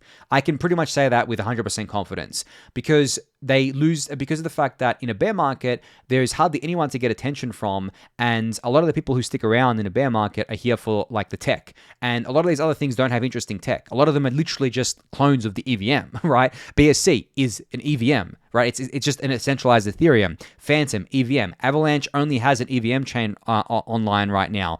There's other ones out there too. I mean, Tron was a fork of Ethereum. It still is a fork of Ethereum. It's, and Tron didn't try either. Tron's just like a pure scam too. But when looking at all this stuff in aggregate, I think it's safe to say that holding these L1 tokens kind of like a long term, especially the ones that require new blood to come in and don't actually have any kind of like good adoption or good tech, in my opinion, I wouldn't do it. Not investment advice, but I wouldn't do it. I mean, I don't hold any L1 token except ETH anyway, but and I think that if we do go into a bear market, it doesn't really matter for ETH. ETH price will go down, of course. Like, it's not going to be immune to that, but ETH's attention will not. ETH will still have the attention, still have the developers, still have the ecosystem, still have the community that already went through the most brutal bear market in crypto history, where ETH fell 94%, more than Bitcoin had ever fallen in any of its market cycles, by the way, besides the first one, I think, the really early one. And it was extremely brutal, and ETH came back from that. Ethereum bounced back from that. Are these L1s going to bounce back from that if it inevitably happens? If we go into a bear market, I doubt it. None of the other ones did because they lost the attention. They didn't have money and they didn't really care. They kind of like, we're like, oh, we're giving up. We're losing now. So yeah, I mean, as you can tell, I have a lot of thoughts on this sort of stuff, but I think it's safe to say that to answer your question, kind of like with a TLDR, most of these L1s going to be obsoleted by L2, but also if we go into a bear market, they're going to be, they're going to crash in value, I believe. All right, next question. Yon the Fawn, who asks, you can qualify this with not financial advice, but in your L2 dominant thesis for 2022 and beyond, does immutable X have an equal seat at the table among L2s? Could you give us just a fun market cap prediction for IMX by end of year 2022? It's not just I'm going to qualify this with not financial advice, but I'm also a Series A investor in IMX, so I'm not going to give you any predictions on price or market cap. I'm sorry. I'm not even going to entertain that. But what I will answer is, does this, will immutable X have an equal seat at the table among L2s? I think it will, because the reason why I'm so big on Immutable X, the reason why I invested in their Series A, and the reason why I talk about them a lot is because I believe NFTs are going to be the front door. I mean, not just NFTs as like, NFTs as the broad category, collectibles, music, art, yeah, all that sort of stuff. Anything. I mean, NFTs apply to anything unique. But I believe that's going to be the biggest onboarding vehicle we will have ever in crypto. Now, who has a monopoly on this as an L2 right now? Immutable X does. And there's other L2s that are doing NFTs, but Immutable X has been specifically built for that NFT market. Okay. And then when you look at the partnerships that they already have, they have bloody TikTok. I mean, they onboarded TikTok. They have Playco, which is a huge mobile gaming company conglomerate. They have ESL, the esports league with CS:GO stuff that they're doing. They have other partnerships that I've probably forgotten now, and they're going to keep having more. So yes, 100%, Immutable X is going to be here for a very long time. They're going to have a lot of success, I believe. They already have games building on them: Guild of Guardians, Illuvium. They have Gods Unchained as well that they launched. The Immutable team launched. So if you take all that, I mean, you can tell I'm bullish on the IMX token, right? But the thing is, as I said, the full disclaimer, I bought in at the Series A round, so I'm not going to give you a price prediction or a market cap prediction or anything like that. But I will say that I think that their team is very strong. They obviously have a very great business development team. They're targeting a use case that has an absolutely massive total addressable market, and it's still very early days. So I would say that Immutable X will be one of those L2s that'll be around for a long time, have a very unique value proposition, and have a lot of growth over the coming years, I believe. All right, a couple of questions here from Patrick. First one, a friend of mine and I launched a podcast. We would like to build up our audience. Imagine you need to start all over again and have no connections you can get a boost from. How would you go about building up an audience? So the funny thing is when we started, me and Eric Connor started our first podcast, the ETH Hub podcast, in late 2018. There was basically no competition. There were no Ethereum-focused podcasts. There was no Bankless. I think Bankless was just getting started. No, I don't even think it was. I think Bankless got started in 2019. There was no Defiant. There was no DeFi Dad. There was nothing focused on Ethereum. There were obviously crypto podcasts, but nothing heavily focused on Ethereum. So it was much easier for us to get kind of like, I don't know if I'd say it was much easier, but it was easier for us to get kind of like attention and people listening to our podcast, and people still listening to our podcast today, obviously. But if I was to start from zero today, I would first accept the fact that it's a lot harder to grow something these days because there's a lot more noise. There's a lot more there's a lot more going on in the ecosystem. But I would also use that to your advantage in that there's a lot more people in the ecosystem now, so you can get kind of like a lot more eyeballs on your content, or a lot more kind of like ears listening to your content, I should say, that would have been possible in the past. So where I would start, I would make sure that I'm present where the people are. So obviously on Twitter, I would make sure I'm present there. I would leverage my own personal Twitter account like I did in the past to grow my other properties. I mean, I've leveraged my personal Twitter account to grow both ETH Hub and the Daily Gwei to where it is today. And that's been the biggest driver of growth for everything that I've done, to be honest, has been Twitter. But I would also make sure to share your podcast wherever, is relevant, like on the Ethereum subreddits, in various Discord channels, getting on guests that actually can bring in an audience. Because I think the most important part of the podcast is the guests that are on. And those guests have their own audiences that can get more kind of like listeners to your podcast as well. So that's kind of like a high level of what I would do.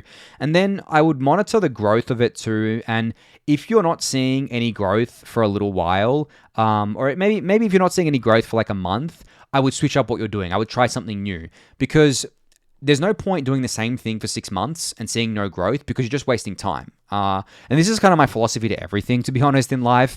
And this is how I've been able to grow, how I've grown. I experiment a lot with different kind of like attention kind of, or I guess like marketing plays. And I see which ones work and see which ones don't. And I did this with my Twitter account. It's kind of like how I grew to where I am today. I did this with kind of like the content that I put out. The Daily Gwei started off as an experiment, doing my daily newsletter, and then I did the daily videos. The videos didn't start till like 5 months after I started the newsletter, but then the newsletter started getting a lot of traction. People were loving all my updates. I was getting a ton of great feedback on it, and then I was like, well, I don't want to just write about one thing a day. I want to talk about everything happening in Ethereum, and I didn't want to do that as part of kind of like ETH because I figured that I already have the Daily Gwei as a newsletter, so I want to expand that to kind of like to a YouTube channel. And obviously Daily Gwei is my own thing, and I do ETH with Eric Connor.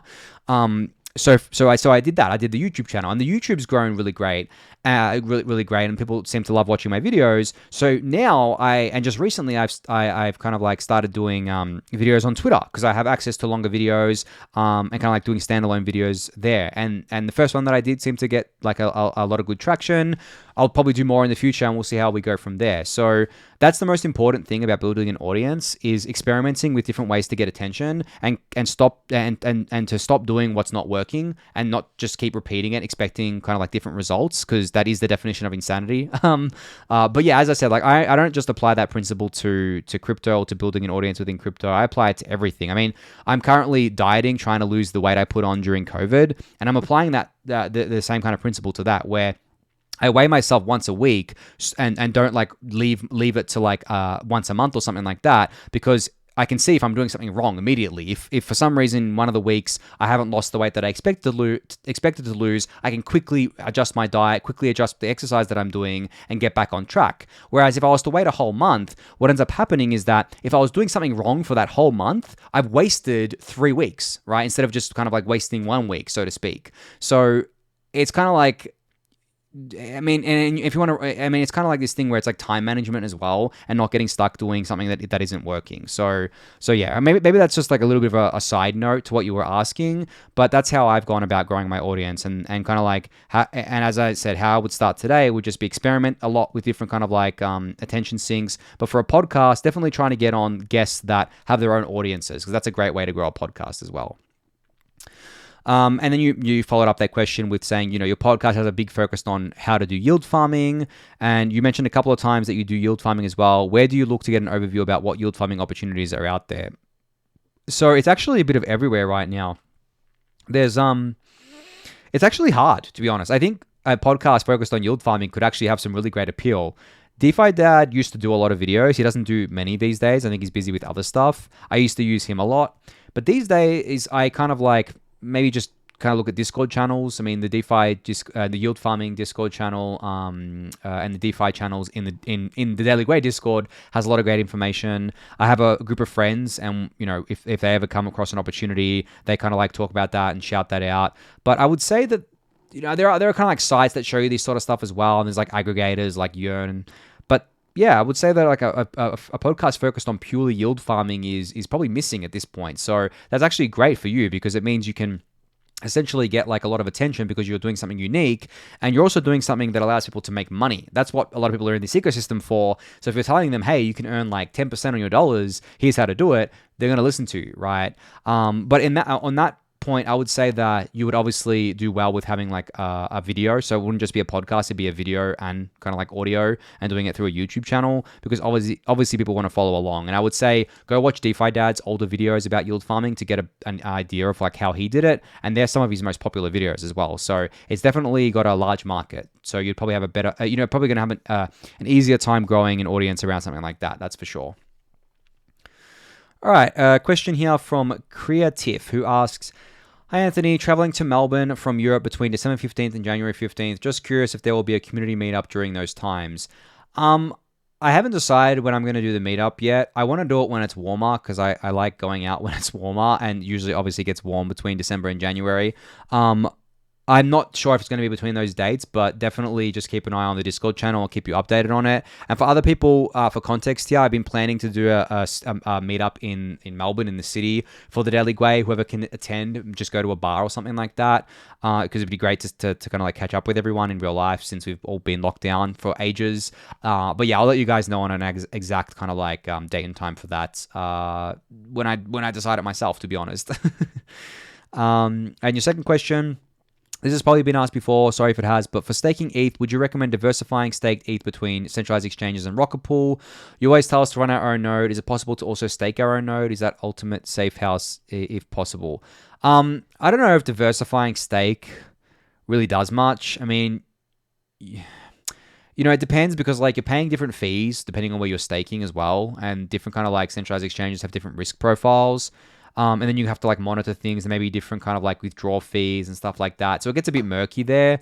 But I would obviously say that, like, when I say you run your own node, I mean running your own validator as well. I think that's what you're kind of like alluding to when you ask, is it possible to also stake on your node? You have to have a 32 ETH minimum to stake on your own, stake on your own node. But you can kind of like do a hybrid approach with Rocket Pool. I think they only require 16 ETH, so to do it. So you can look into that as well. But I would say, and you asked about like the ultimate safe house. I guess that's referring to like the ultimate way to stake is staking on your own.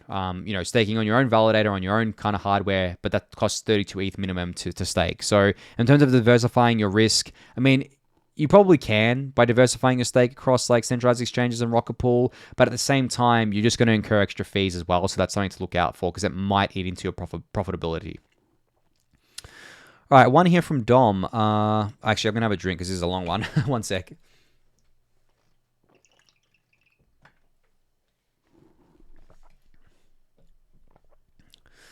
All right, one here from Dom who asks, what does the actual process of living off your ETH bag and or DeFi look like? I don't mean to pry on your personal finances, so more like the high-level stuff. I understand you can borrow against your ETH for everyday expenses and get some moderately high APYs on stablecoin farming and stuff. That would be my personal dream someday, but even then, the inherent risk behind all of DeFi and smart contracts would scare me if that was my main only income, i.e. exploits, flash crashes that liquidate my loans, or stablecoin apocalypses, crypto-wide, black swan, etc. How does one mitigate that kind of risk enough to sleep peacefully at night? So I'm not going to go into too much detail about my personal finances, but I'm usually pretty transparent about this stuff. And to be totally transparent, I don't live off my ETH bag. My ETH, as a lot of you know by now, is most of it is in staking, but I can't actually access that yield because it's locked, because it's in staking and there's no withdrawals enabled. I'm not staking through a centralized exchange or anything like that. I'm not currently yield farming with the stable coins, and I'm not currently borrowing any stable coins to yield farm, but in the past I was. But the way I'm living off my kind of like, I guess, crypto gains right now is that I cashed out a fair chunk of crypto in like April, May, and I cashed out enough to last me quite a while. I have other investments that I cash out from time to time. I have a lot of things that vest out to me over time that I also sell off.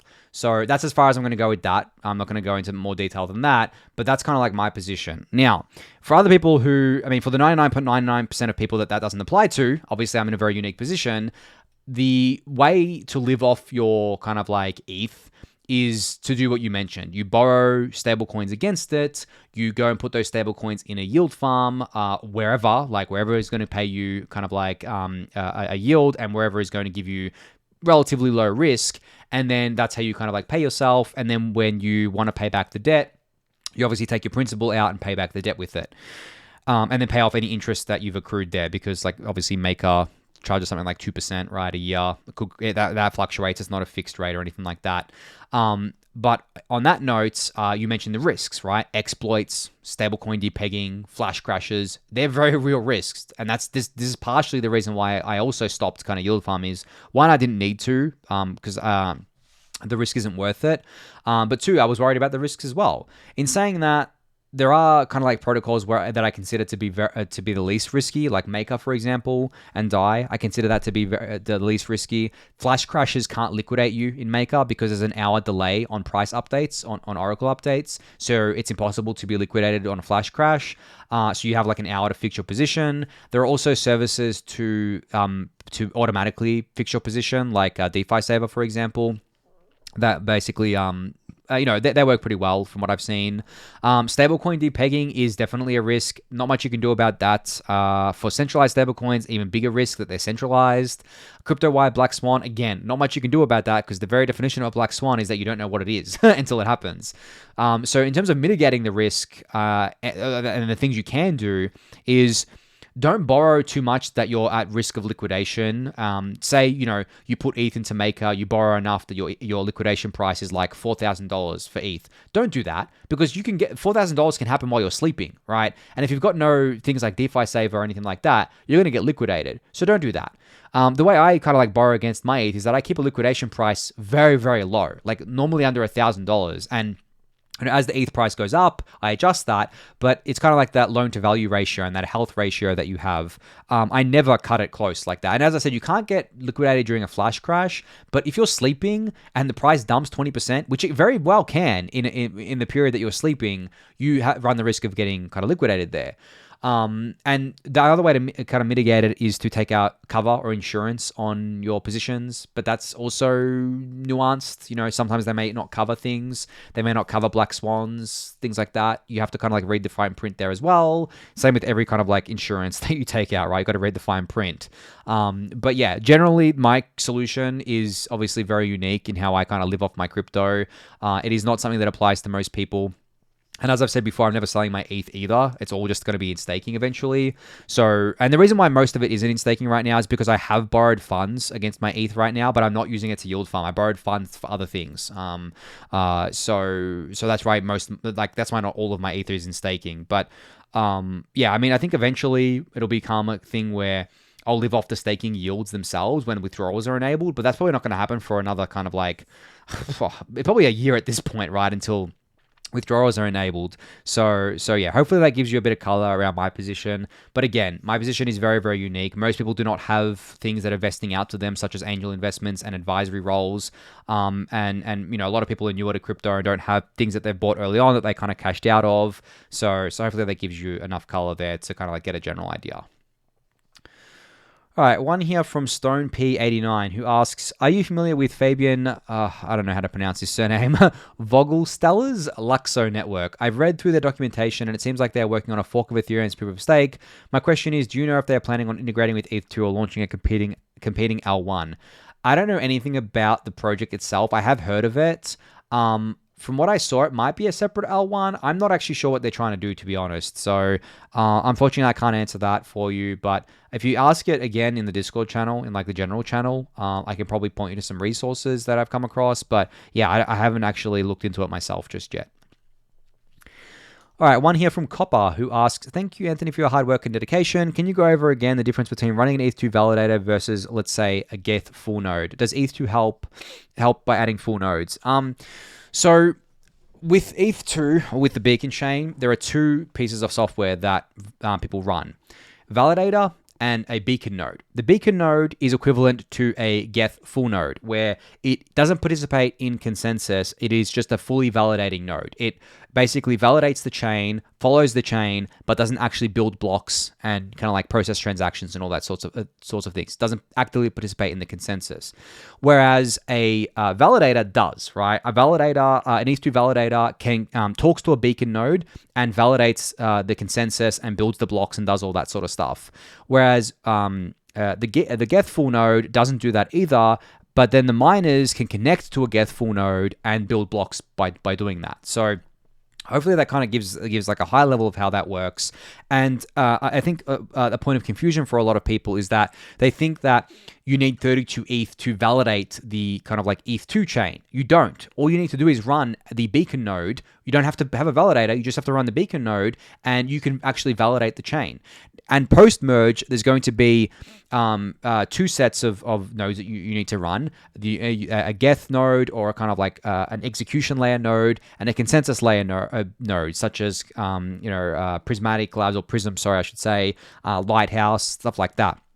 And then you could have you'll have your validator that you kind of like that talks to all of that and runs off of that. So yeah, that's the common misconception that I've seen, that people think that you need 32 ETH to validate the chain. You don't, because you can run the beacon node for free. Well, not for free. You have to obviously spend electricity to run it and hardware, but you don't need any ETH to run the beacon node, just like you don't need any ETH to run an Ethereum full node as it exists today or a gETH full node. So hopefully that answers that question for you.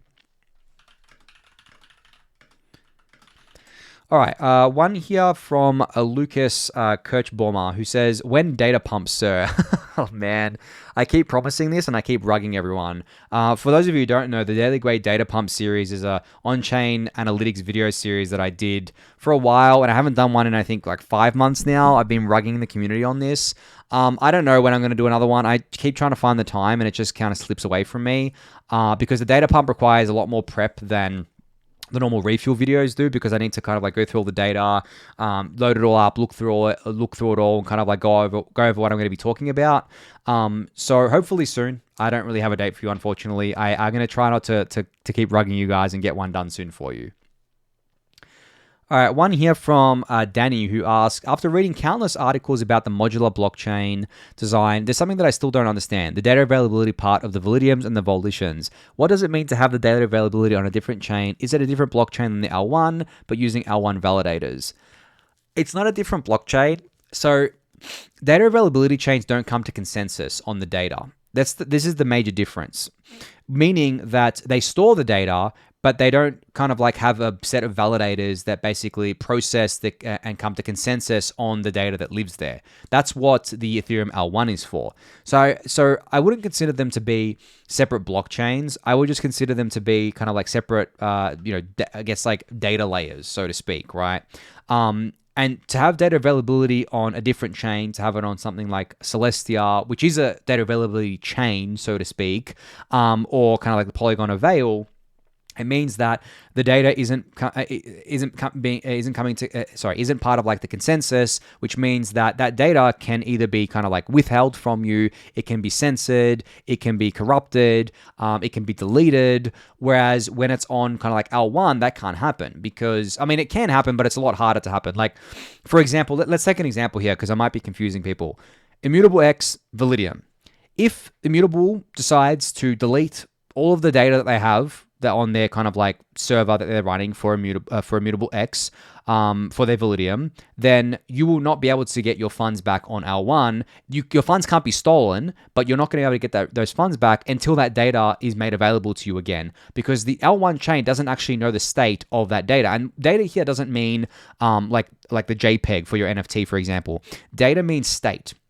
And state means user balances. So the L1 doesn't actually know what the user balances are in a Validium construction because it doesn't have the data on it. Now, you mentioned volitions. That's going to give users the kind of like choice of settling their data on L1 or keeping it in kind of like this off-chain construction. Now, this is good for things like, say you're a kind of like trader or a trading firm and you're trading on this Validium or kind of like on this Validium of this volition, and it's in Validium mode because you want to have like really, really cheap, constant kind of like high frequency trades. And then at the end of the day, right, say at the end of a 24-hour period, you say, well, I'm okay paying on-chain kind of like fees right now, or L1 fees to kind of like settle out my day's worth of trading, or the last 24 hours worth of trading. So you would basically take a hybrid approach where for those 24 hours, you're running in Validium, storing all the data off-chain. It's less secure, of course. But then at the end of those 24 hours, you basically say, okay, well, I'm done. I'm going to switch to Volition quickly, put my data on chain, settle out those last 24 hours of transactions, and now I have the full security of L1, and then you just start again, right? It's kind of like what already happens in the traditional system where settlements are done every kind of like, it could range from 24 to 48 hours or even 72 hours, right? And that's what we mean when we talk about kind of like Ethereum L1 being a settlement layer, because that is the final kind of like source of truth and the final source of security. And then you can do everything off chain and then just settle it onto L1. So in those constructions, I think those are going to be very, very popular, because there's no point putting every piece of state onto L1 for everything you do. Because if you can settle it once a day, then that's fine. And, maybe we can talk about like attack scenarios here to illustrate this point further. Say 12 hours into your 24-hour day, something happens and the data is gone, right? The data that you have, it has kind of like been withheld or it's completely gone, and then you're like, okay, well, I need to get my funds back. You can, because you have the kind of like the data that you posted to L1 from the previous day. But in saying that L1 data doesn't have those 12 hours of transactions. It just has everything that happened before that. So you'll lose those 12 hours of transactions that you did, but you won't, and you'll lose all the state changes, but you won't lose everything that came before that, which is really, really powerful, obviously. And that hybrid approach basically means that you can do really, really cheap transactions and just settle once a day if that's your risk model, your security model that you're happy going with, which I think is really, really cool. So yeah, hopefully that answers your question around how those kind of things work. But, data availability can either be like its own kind of like chain, so to speak, or it can literally just be a piece of kind of like a data on your PC.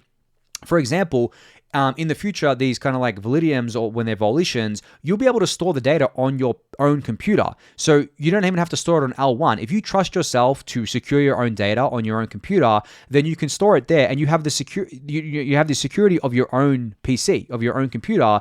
And all you have to do to kind of like if for example, the validium goes offline or the volition goes offline, you can basically present your data that you have stored on your local machine to Ethereum L1 because Ethereum L1 still has the proofs of the transactions posted to it. And you can basically post it there and say, hey, I have the data, give me back my funds. And you can get your funds back. So that's the amazing thing about the volition construction is that people are going to be able to put their data wherever they want. And because the proofs are still on chain, you can have your data on your own PC, bring it if there's something goes wrong, and get your funds back. Whereas in a pure validium construction, you can't do that, and you're relying on this data being available to you at all times. And if it's not, you can't get your funds back because of the fact that it needs the data to get your funds back. But the operator can't steal your funds either because it doesn't belong to them. They can't sign the transaction from your private key to get your funds, but they can withhold the data from you, which is obviously not ideal. But as I said before, something like immutable X that is home to like NFTs that are worth very little. A lot of people probably won't even care about that. A lot of people won't care about their data being hosted off chain, but there are going to be bigger accounts on there. Say someone holds like millions of dollars of NFTs on immutable, they're going to be like, well, it's worth my money to make sure that I have my own data secured on my own PC and that I have the data on L1 Ethereum. So yeah, hopefully that gives you color around that. I actually think the volition construction is one of the most interesting things happening in the L2 space, or in, I guess, like the scalability space on Ethereum. And I really do think we've only scratched the surface of how we can kind of like store this data, whether we can store it as part of kind of like these data availability chains or some kind of like committee or on your own PC, or even getting people to store it as kind of like a light client proof or something. I mean, there is some crazy wizard moon math you can do on this sort of stuff. It's really awesome. And maybe you can probably hear it in my voice. This is one of the things I'm most excited about. But yeah, hopefully that answers your question.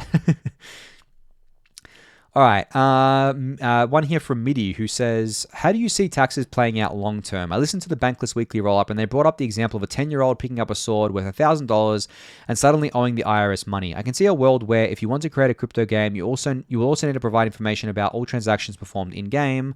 I've used the crypto tax software, but I fear they will lag behind and not very good with DeFi currently, and people will get burnt, or the IRS will be flooded with so many unpaid taxes that they can't possibly come up with tracking funds NFTs from address to address. So this is interesting because taxes vary so much from jurisdiction to jurisdiction. Even in like the US, state to state varies so much. Country to country also varies a lot. I think the way to play this is that you shouldn't get taxed on things or on like airdrops when you get them. So for example, right now, the way it works in Australia and in the US, when you claim your airdrop, you are taxed on that as income, and then any change in price is a capital gains tax when you sell it. So for example, if your airdropped $1,000, you owe 30% tax on that, you owe $300 in tax. If that airdrop goes up to $1,500, well, you owe tax on the difference between the tax that you paid on the income. So say you pay that $300, you only have $700 now. Well, say that goes up to $1,000. Again, because of capital appreciation, well, now you owe capital gains on that $300 when you sell kind of like the whole portion of it. I think this is unworkable at scale. I think what should happen is that anything that you're airdrop that has economic value should still have a cost basis of 0 from the beginning. So what ends up happening is that you're only taxed on it when you sell it as capital gains tax. So this would alleviate the problem of a 10-year-old picking up a sword worth $1,000, because what ends up happening is that their cost basis for this is 0, and when they when they sell it, they basically incur that capital gains tax and not an income tax. Now, there are obviously going to be kind of like loopholes here that people are going to exploit, and there's obviously going to be a lot more thought that needs to go into this, but I don't see how this works at scale. As you said, how is the tax office going to keep up with this? A lot of kids are going to be playing these games. Like what is even the laws for these sorts of things? Like in Australia, you have to be 14 years old and 9 months to work in Australia, which means to be and to kind of like actually get an income and to pay tax on that income. And there's obviously tax-free thresholds and stuff like that, but I just don't think it's workable at scale when it comes to these sorts of things. So I would say that The most prudent approach would be to change it so that you're not owed, so that any kind of like thing that you receive has a cost basis of $0, and only when you dispose of that asset, such as selling it for kind of like fiat, or maybe even kind of like trading it for another item or something, that you are taxed on the capital appreciation. But even trading it for another item gets murky because like there's no way. I mean, if you trade a sword for a shield and they're worth the same amount of money, how are you going to pay tax on the kind of like capital appreciation of that sword when you've gotten a shield? You haven't actually gotten fiat or a stable coin or like ETH or something. So I would think that you would need to basically only be taxed on going to a capital asset such as ETH or a stable coin instead of trading between items. But we'll have to see how that plays out. I'm not holding my breath that the tax office is actually going to, well, that any tax office is actually going to tackle this correctly. But I agree with you that this is going to be impossible to enforce at scale, especially with the thousands, millions, tens of millions of items that are going to be coming out that are going to have economic value. There's going to have to be something here, and new legislation put forward, I believe. All right, 4 more questions on my list before I jump into the AMA series channel, and then we'll wrap it up. So one here from Brian Peace, who asks, the idea of signing with Ethereum is really exciting, but would that mean I'd have to carry my ledger around with me all the time?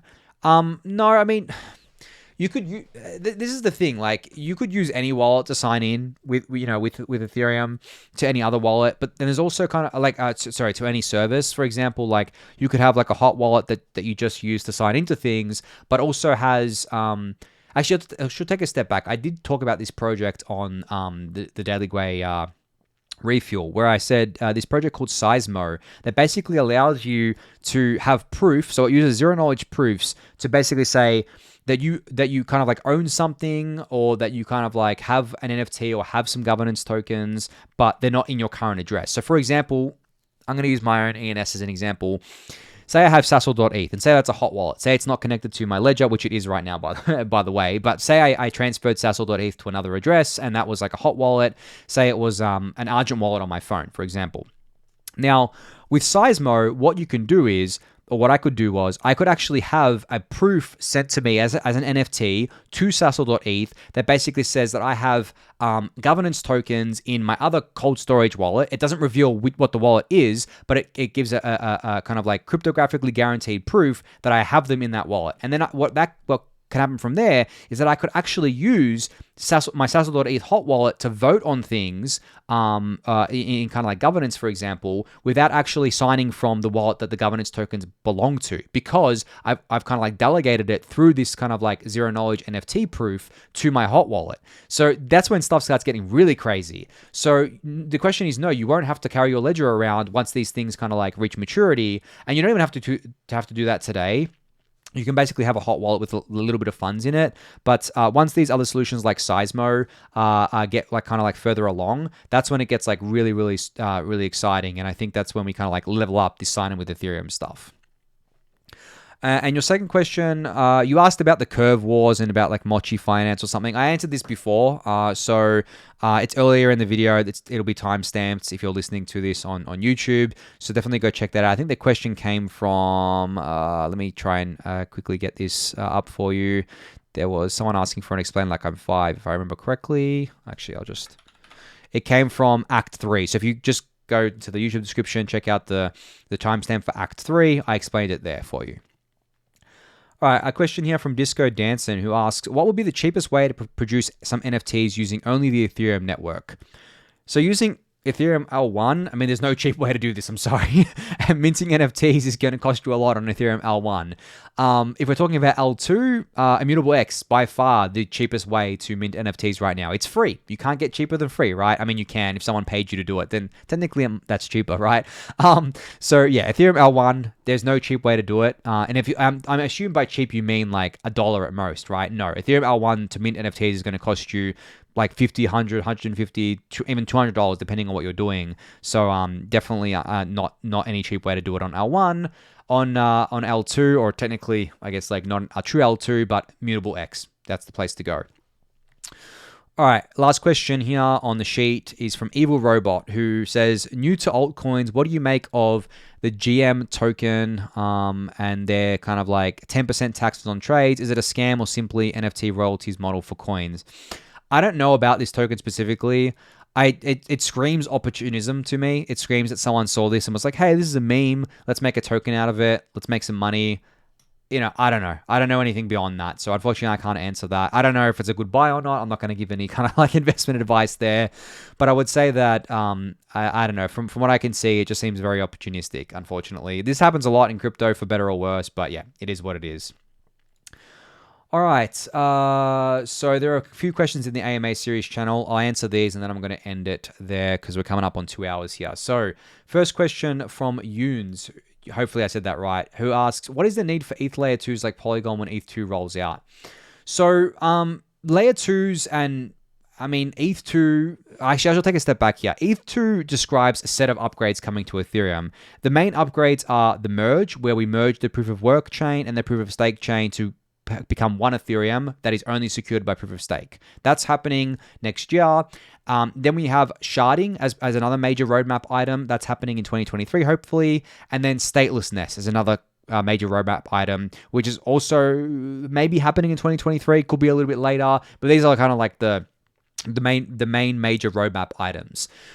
These all work to enhance layer 2s. So Ethereum's roadmap is basically layer 1 is working to enhance layer 2. What that means is that when kind of like proof of stake is introduced, it means that we've got like a better kind of like security layer for these layer 2s, but we also have like the foundations to introduce sharding.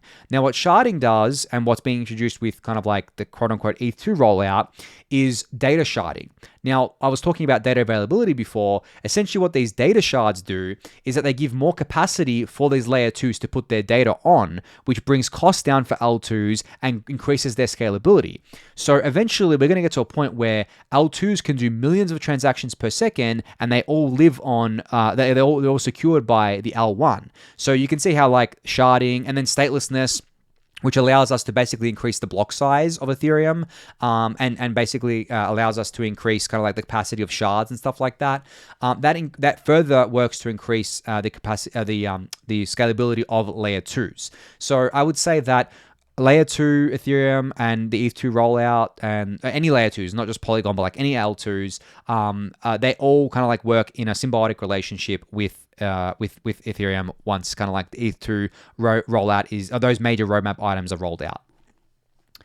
One here from Ao Miko who asks, what ranking would you put on the L2s, like between immutable, matic, or something completely different?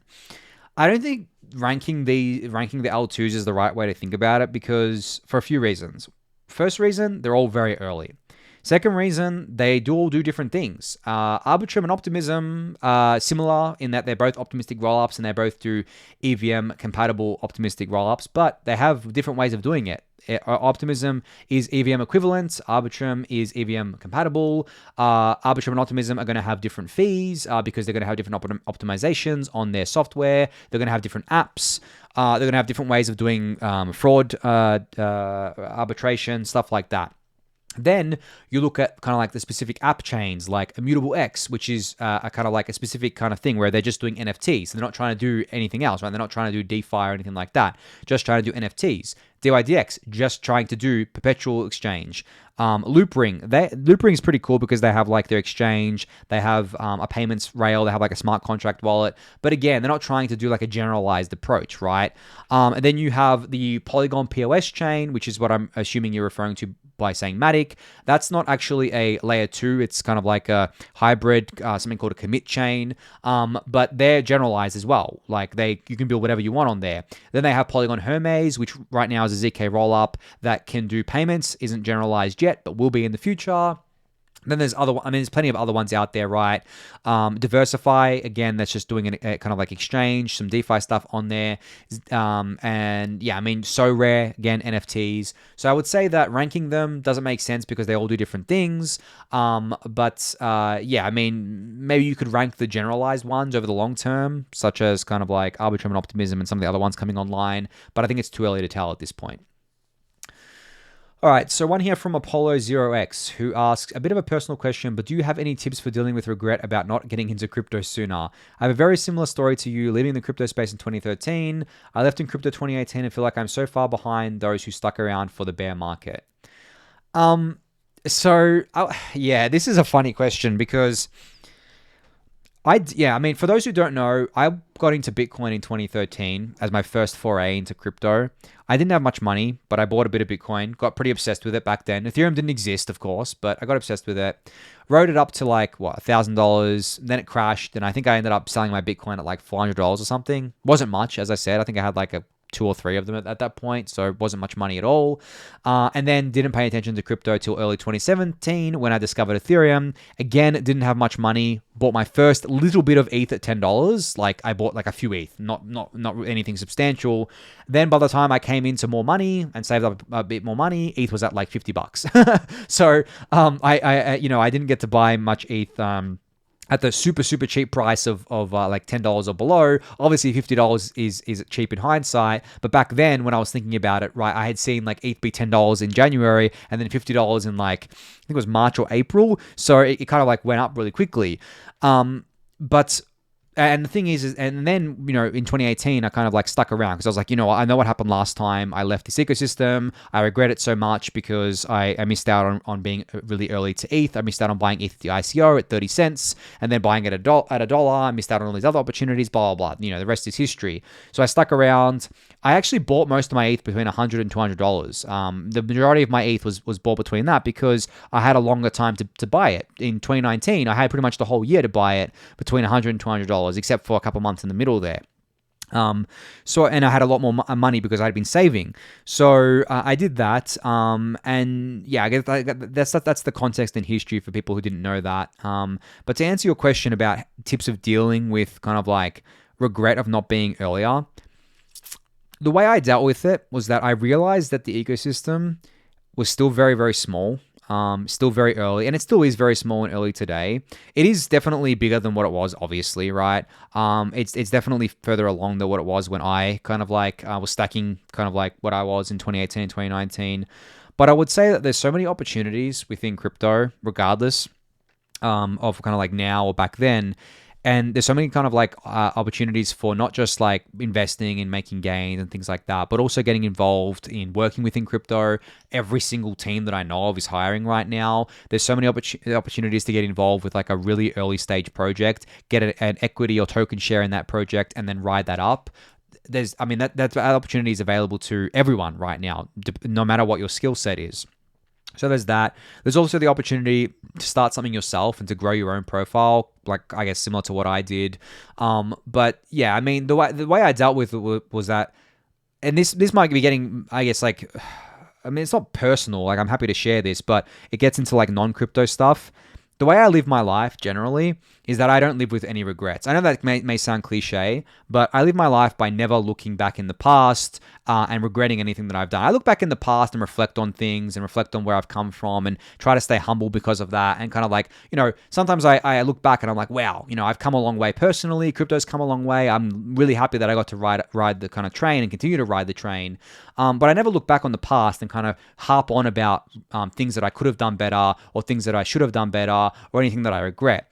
Because for the simple reason that none of us can change the past. And again, I know this is cliche, but when you really think about it, and you really come to terms with it, and you realize that the only thing that we can change is the present, which changes the future, right? We can't change anything about the past, so there's no point dawdling on it unless you learn from it. The only thing that the past is good for is learning from and reflecting on. The rest is kind of like useless. The rest just makes you go in circles, it makes you depressed, it makes you angry. So for me personally, I just don't look at the past very often from that, at all from that lens. And I know that's kind of like maybe an acquired skill. It's something you have to train yourself for. It definitely takes a bit of a different kind of like mindset. It's not something that can just happen overnight, especially if you're someone who always kind of like looks back at the past and regrets things. But that's how I personally, I guess, got over it, so to speak. And I mean, the funny thing is that some people may think it's easy for me to say that now because of the position that I'm in. But really, I mean, in I guess like 2017, even though like ETH went up a lot and I didn't have much ETH back then, so I didn't actually make much money in 2017. And then all the paper gains that I had made evaporated in 2018. I didn't sell anything. I just held it. I held it all the way down. No, from the top to the bottom. I didn't buy. I stopped buying at like $300 ETH in 2017, but still, I held it all the way down. Then once that $300 ETH broke, I was like, wow, okay, now I'm in loss against my ETH. But I kept holding. I kept my conviction. That made it easier because I had conviction that this thing was going to change the world and this thing was going to be really big. But even still, like up until late 2020, I did not have a lot of money. In March 2020, the bottom of the bear market, I had like low five figures of a portfolio. I didn't really have much money at all because ETH went back to like what, $90. I was majority kind of like ETH. I had like and there wasn't really much other opportunities to make money at that point. So yeah, I didn't really have much money at all. Then obviously 2020 happened with COVID and stuff, and that was kind of scary too. I was still working at Set, and I was like, wow, okay, are we going to be able to kind of like raise money to keep our runway going because we were an early stage startup? What's happening with COVID? Very, very scary time for everyone, I think, at least in the initial couple of months there. But then DeFi summer happened, and I wrote a lot of DeFi up. That was another opportunity that I was able to seize. Like, I was always worried because I was like, damn it, ETH's going up, but I haven't bought enough, and I haven't got enough money. How else am I going to, kind of like get to the point where I want to get to? And that's what I did. I kind of like played around with DeFi summer. I bet on new things there. I invested in new things, but I also grew my personal brand as well, and I got really involved. ETH Hub was born in the bear market. Late 2018, ETH Hub was launched. I launched the Daily Gwei in mid-2020 when the ecosystem was still tiny, even though the bull market seemed to be coming back. I mean, ETH in mid-2020 was still like $300 or something. And then I launched the YouTube channel as well and things like that. But all the while, I was building up my personal profile, getting involved with things, becoming an advisor to projects, and then I only started angel investing in September of last year, because September, October, because before then I just didn't have the opportunity to do it. I didn't have the money to do it, and then it kind of like snowballed from there. So I would say that I kind of like they're dealing with the regret of not getting into crypto sooner is by realizing that there's so much opportunity left. There's so much kind of like there's so much kind of like opportunity left, both financially from the investment side of things, but also socially. And we're still, I know it's a kind of meme, but we're so early, so early still, guys. Like the market valuations can get ahead of where the tech is, and they normally do, like very much so. But the thing is that you have an opportunity to be part of a movement, to be part of a revolution that is the biggest in human history. I truly believe this. It is bigger than the internet. It is bigger than the Industrial Revolution. It is bigger than anything else in history because it not only touches technology, it touches money. And reinventing money is not something that we have done in humanity for a very long time. Like money has always been kind of like this bit more of the same, and more of kind of like the same thing, centrally controlled, and especially over the last 100 years with fiat, just like complete garbage. Now we have a chance to basically have a free market for money, have a free economy, a free and open economy, completely open source, worldwide, global settlement layer, secure, no one can tamper with it centrally. And to think that we're at like kind of like the late stages of this is preposterous. We are in the earliest stages of this. There's so much left to build, so much left to do, so much money left to make if you know what to invest in, if you place your cards right. So much social capital left to kind of like obtain. So much things you can do for yourself. You can change your entire life by getting involved with this ecosystem. Even today, working for these early stage companies, working for these DAOs, getting involved as much as you can, and all it takes is your own decision. You got no one else. No one else is responsible for this. It's your own personal decision, and that's a decision that I made in early 2018 to stick around, and it changed my whole life in more ways than I ever even imagined. So I would say that's how I kind of like deal with it. And to be honest, I don't even think about it anymore because of where I am today. There's no point thinking about it. No point dawdling on the past. No point dawdling on things that you regret. You can't change it. You got to just always keep moving forward, and that's how you do it. So yeah, I know that got like really deep into the weeds and really personal there, but one of my goals with the Daily Gwei and with what I do is to inspire other people to follow the path that I took and to forge their own path as well, and to change their lives with Ethereum and crypto more generally.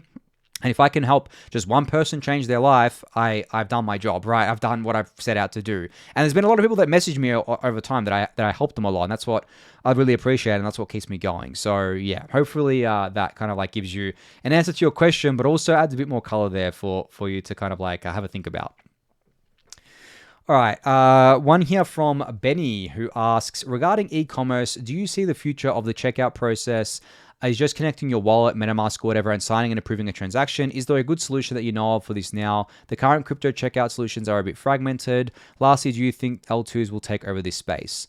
I guess like to answer your last question first, I do think L2s are going to be where all this kind of like commerce stuff happens. And I do think it's just going to be very, very simple, kind of like signing and approving transactions.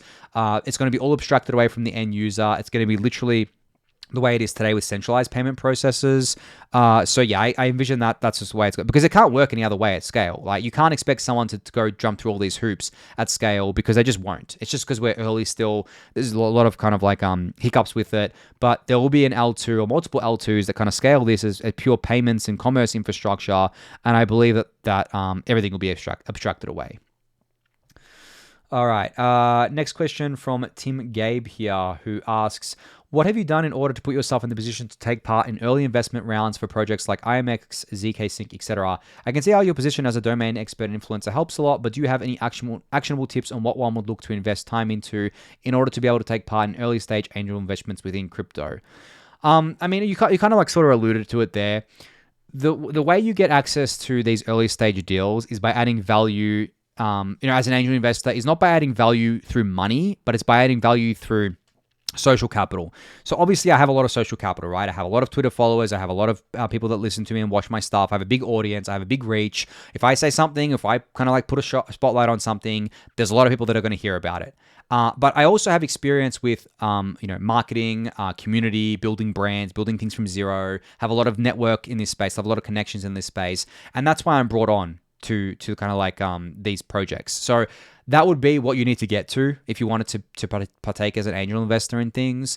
And the second requirement would be that, unfortunately, you need to have a net worth of $1 million or more to actually invest in these things because of accredited investor laws. So those are the two parts to it. But I mean, the thing is that you can have that net worth but not have the social capital, and it's not going to get you far, because as I said, when you're an angel investor, they aren't looking for your money. They're looking for your alignment and for your help on things that they're kind of like the VCs can't give them.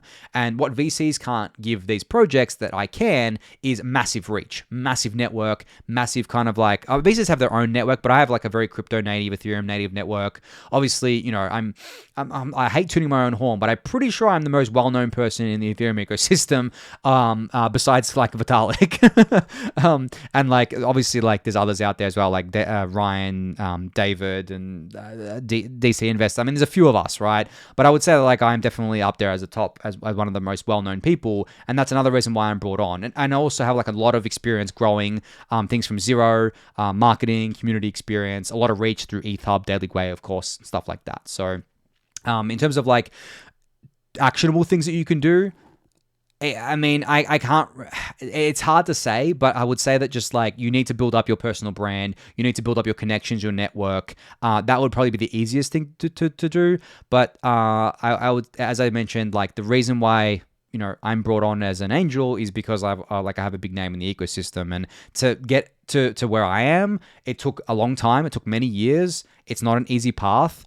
But if you want to go down that path, you can. It's just going to take a while, unfortunately. It doesn't happen overnight, that's for sure.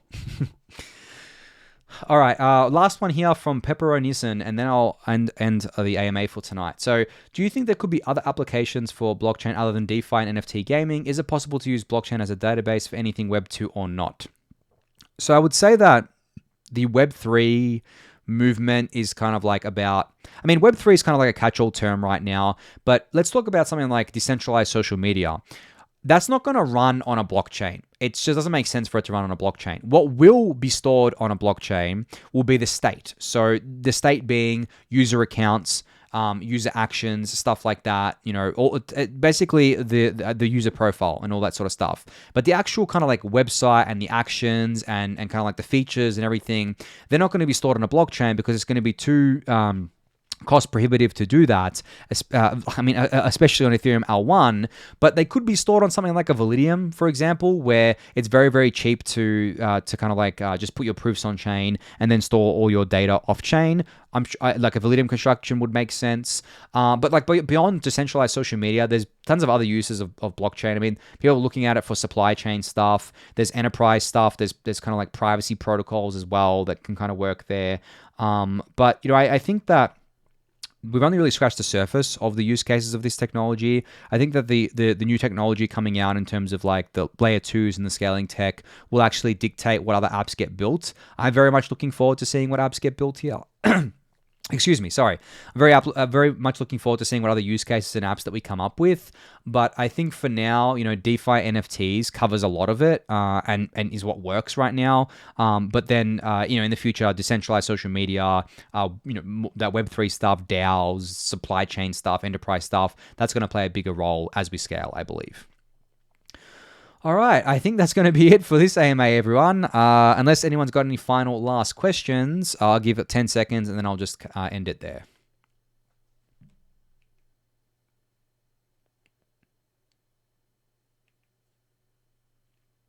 All right. Well, I think that's it for today. So thank you, everyone, for listening to the AMA. As I said, this has been recorded. You can check this out on YouTube within 24 hours. If you came in late, it'll be timestamped. You'll be able to go and listen to everything there. The next one will be held in 2 weeks from today. But on that note, I'm going to end it. So thank you, everyone. I'll see you in the Discord channel.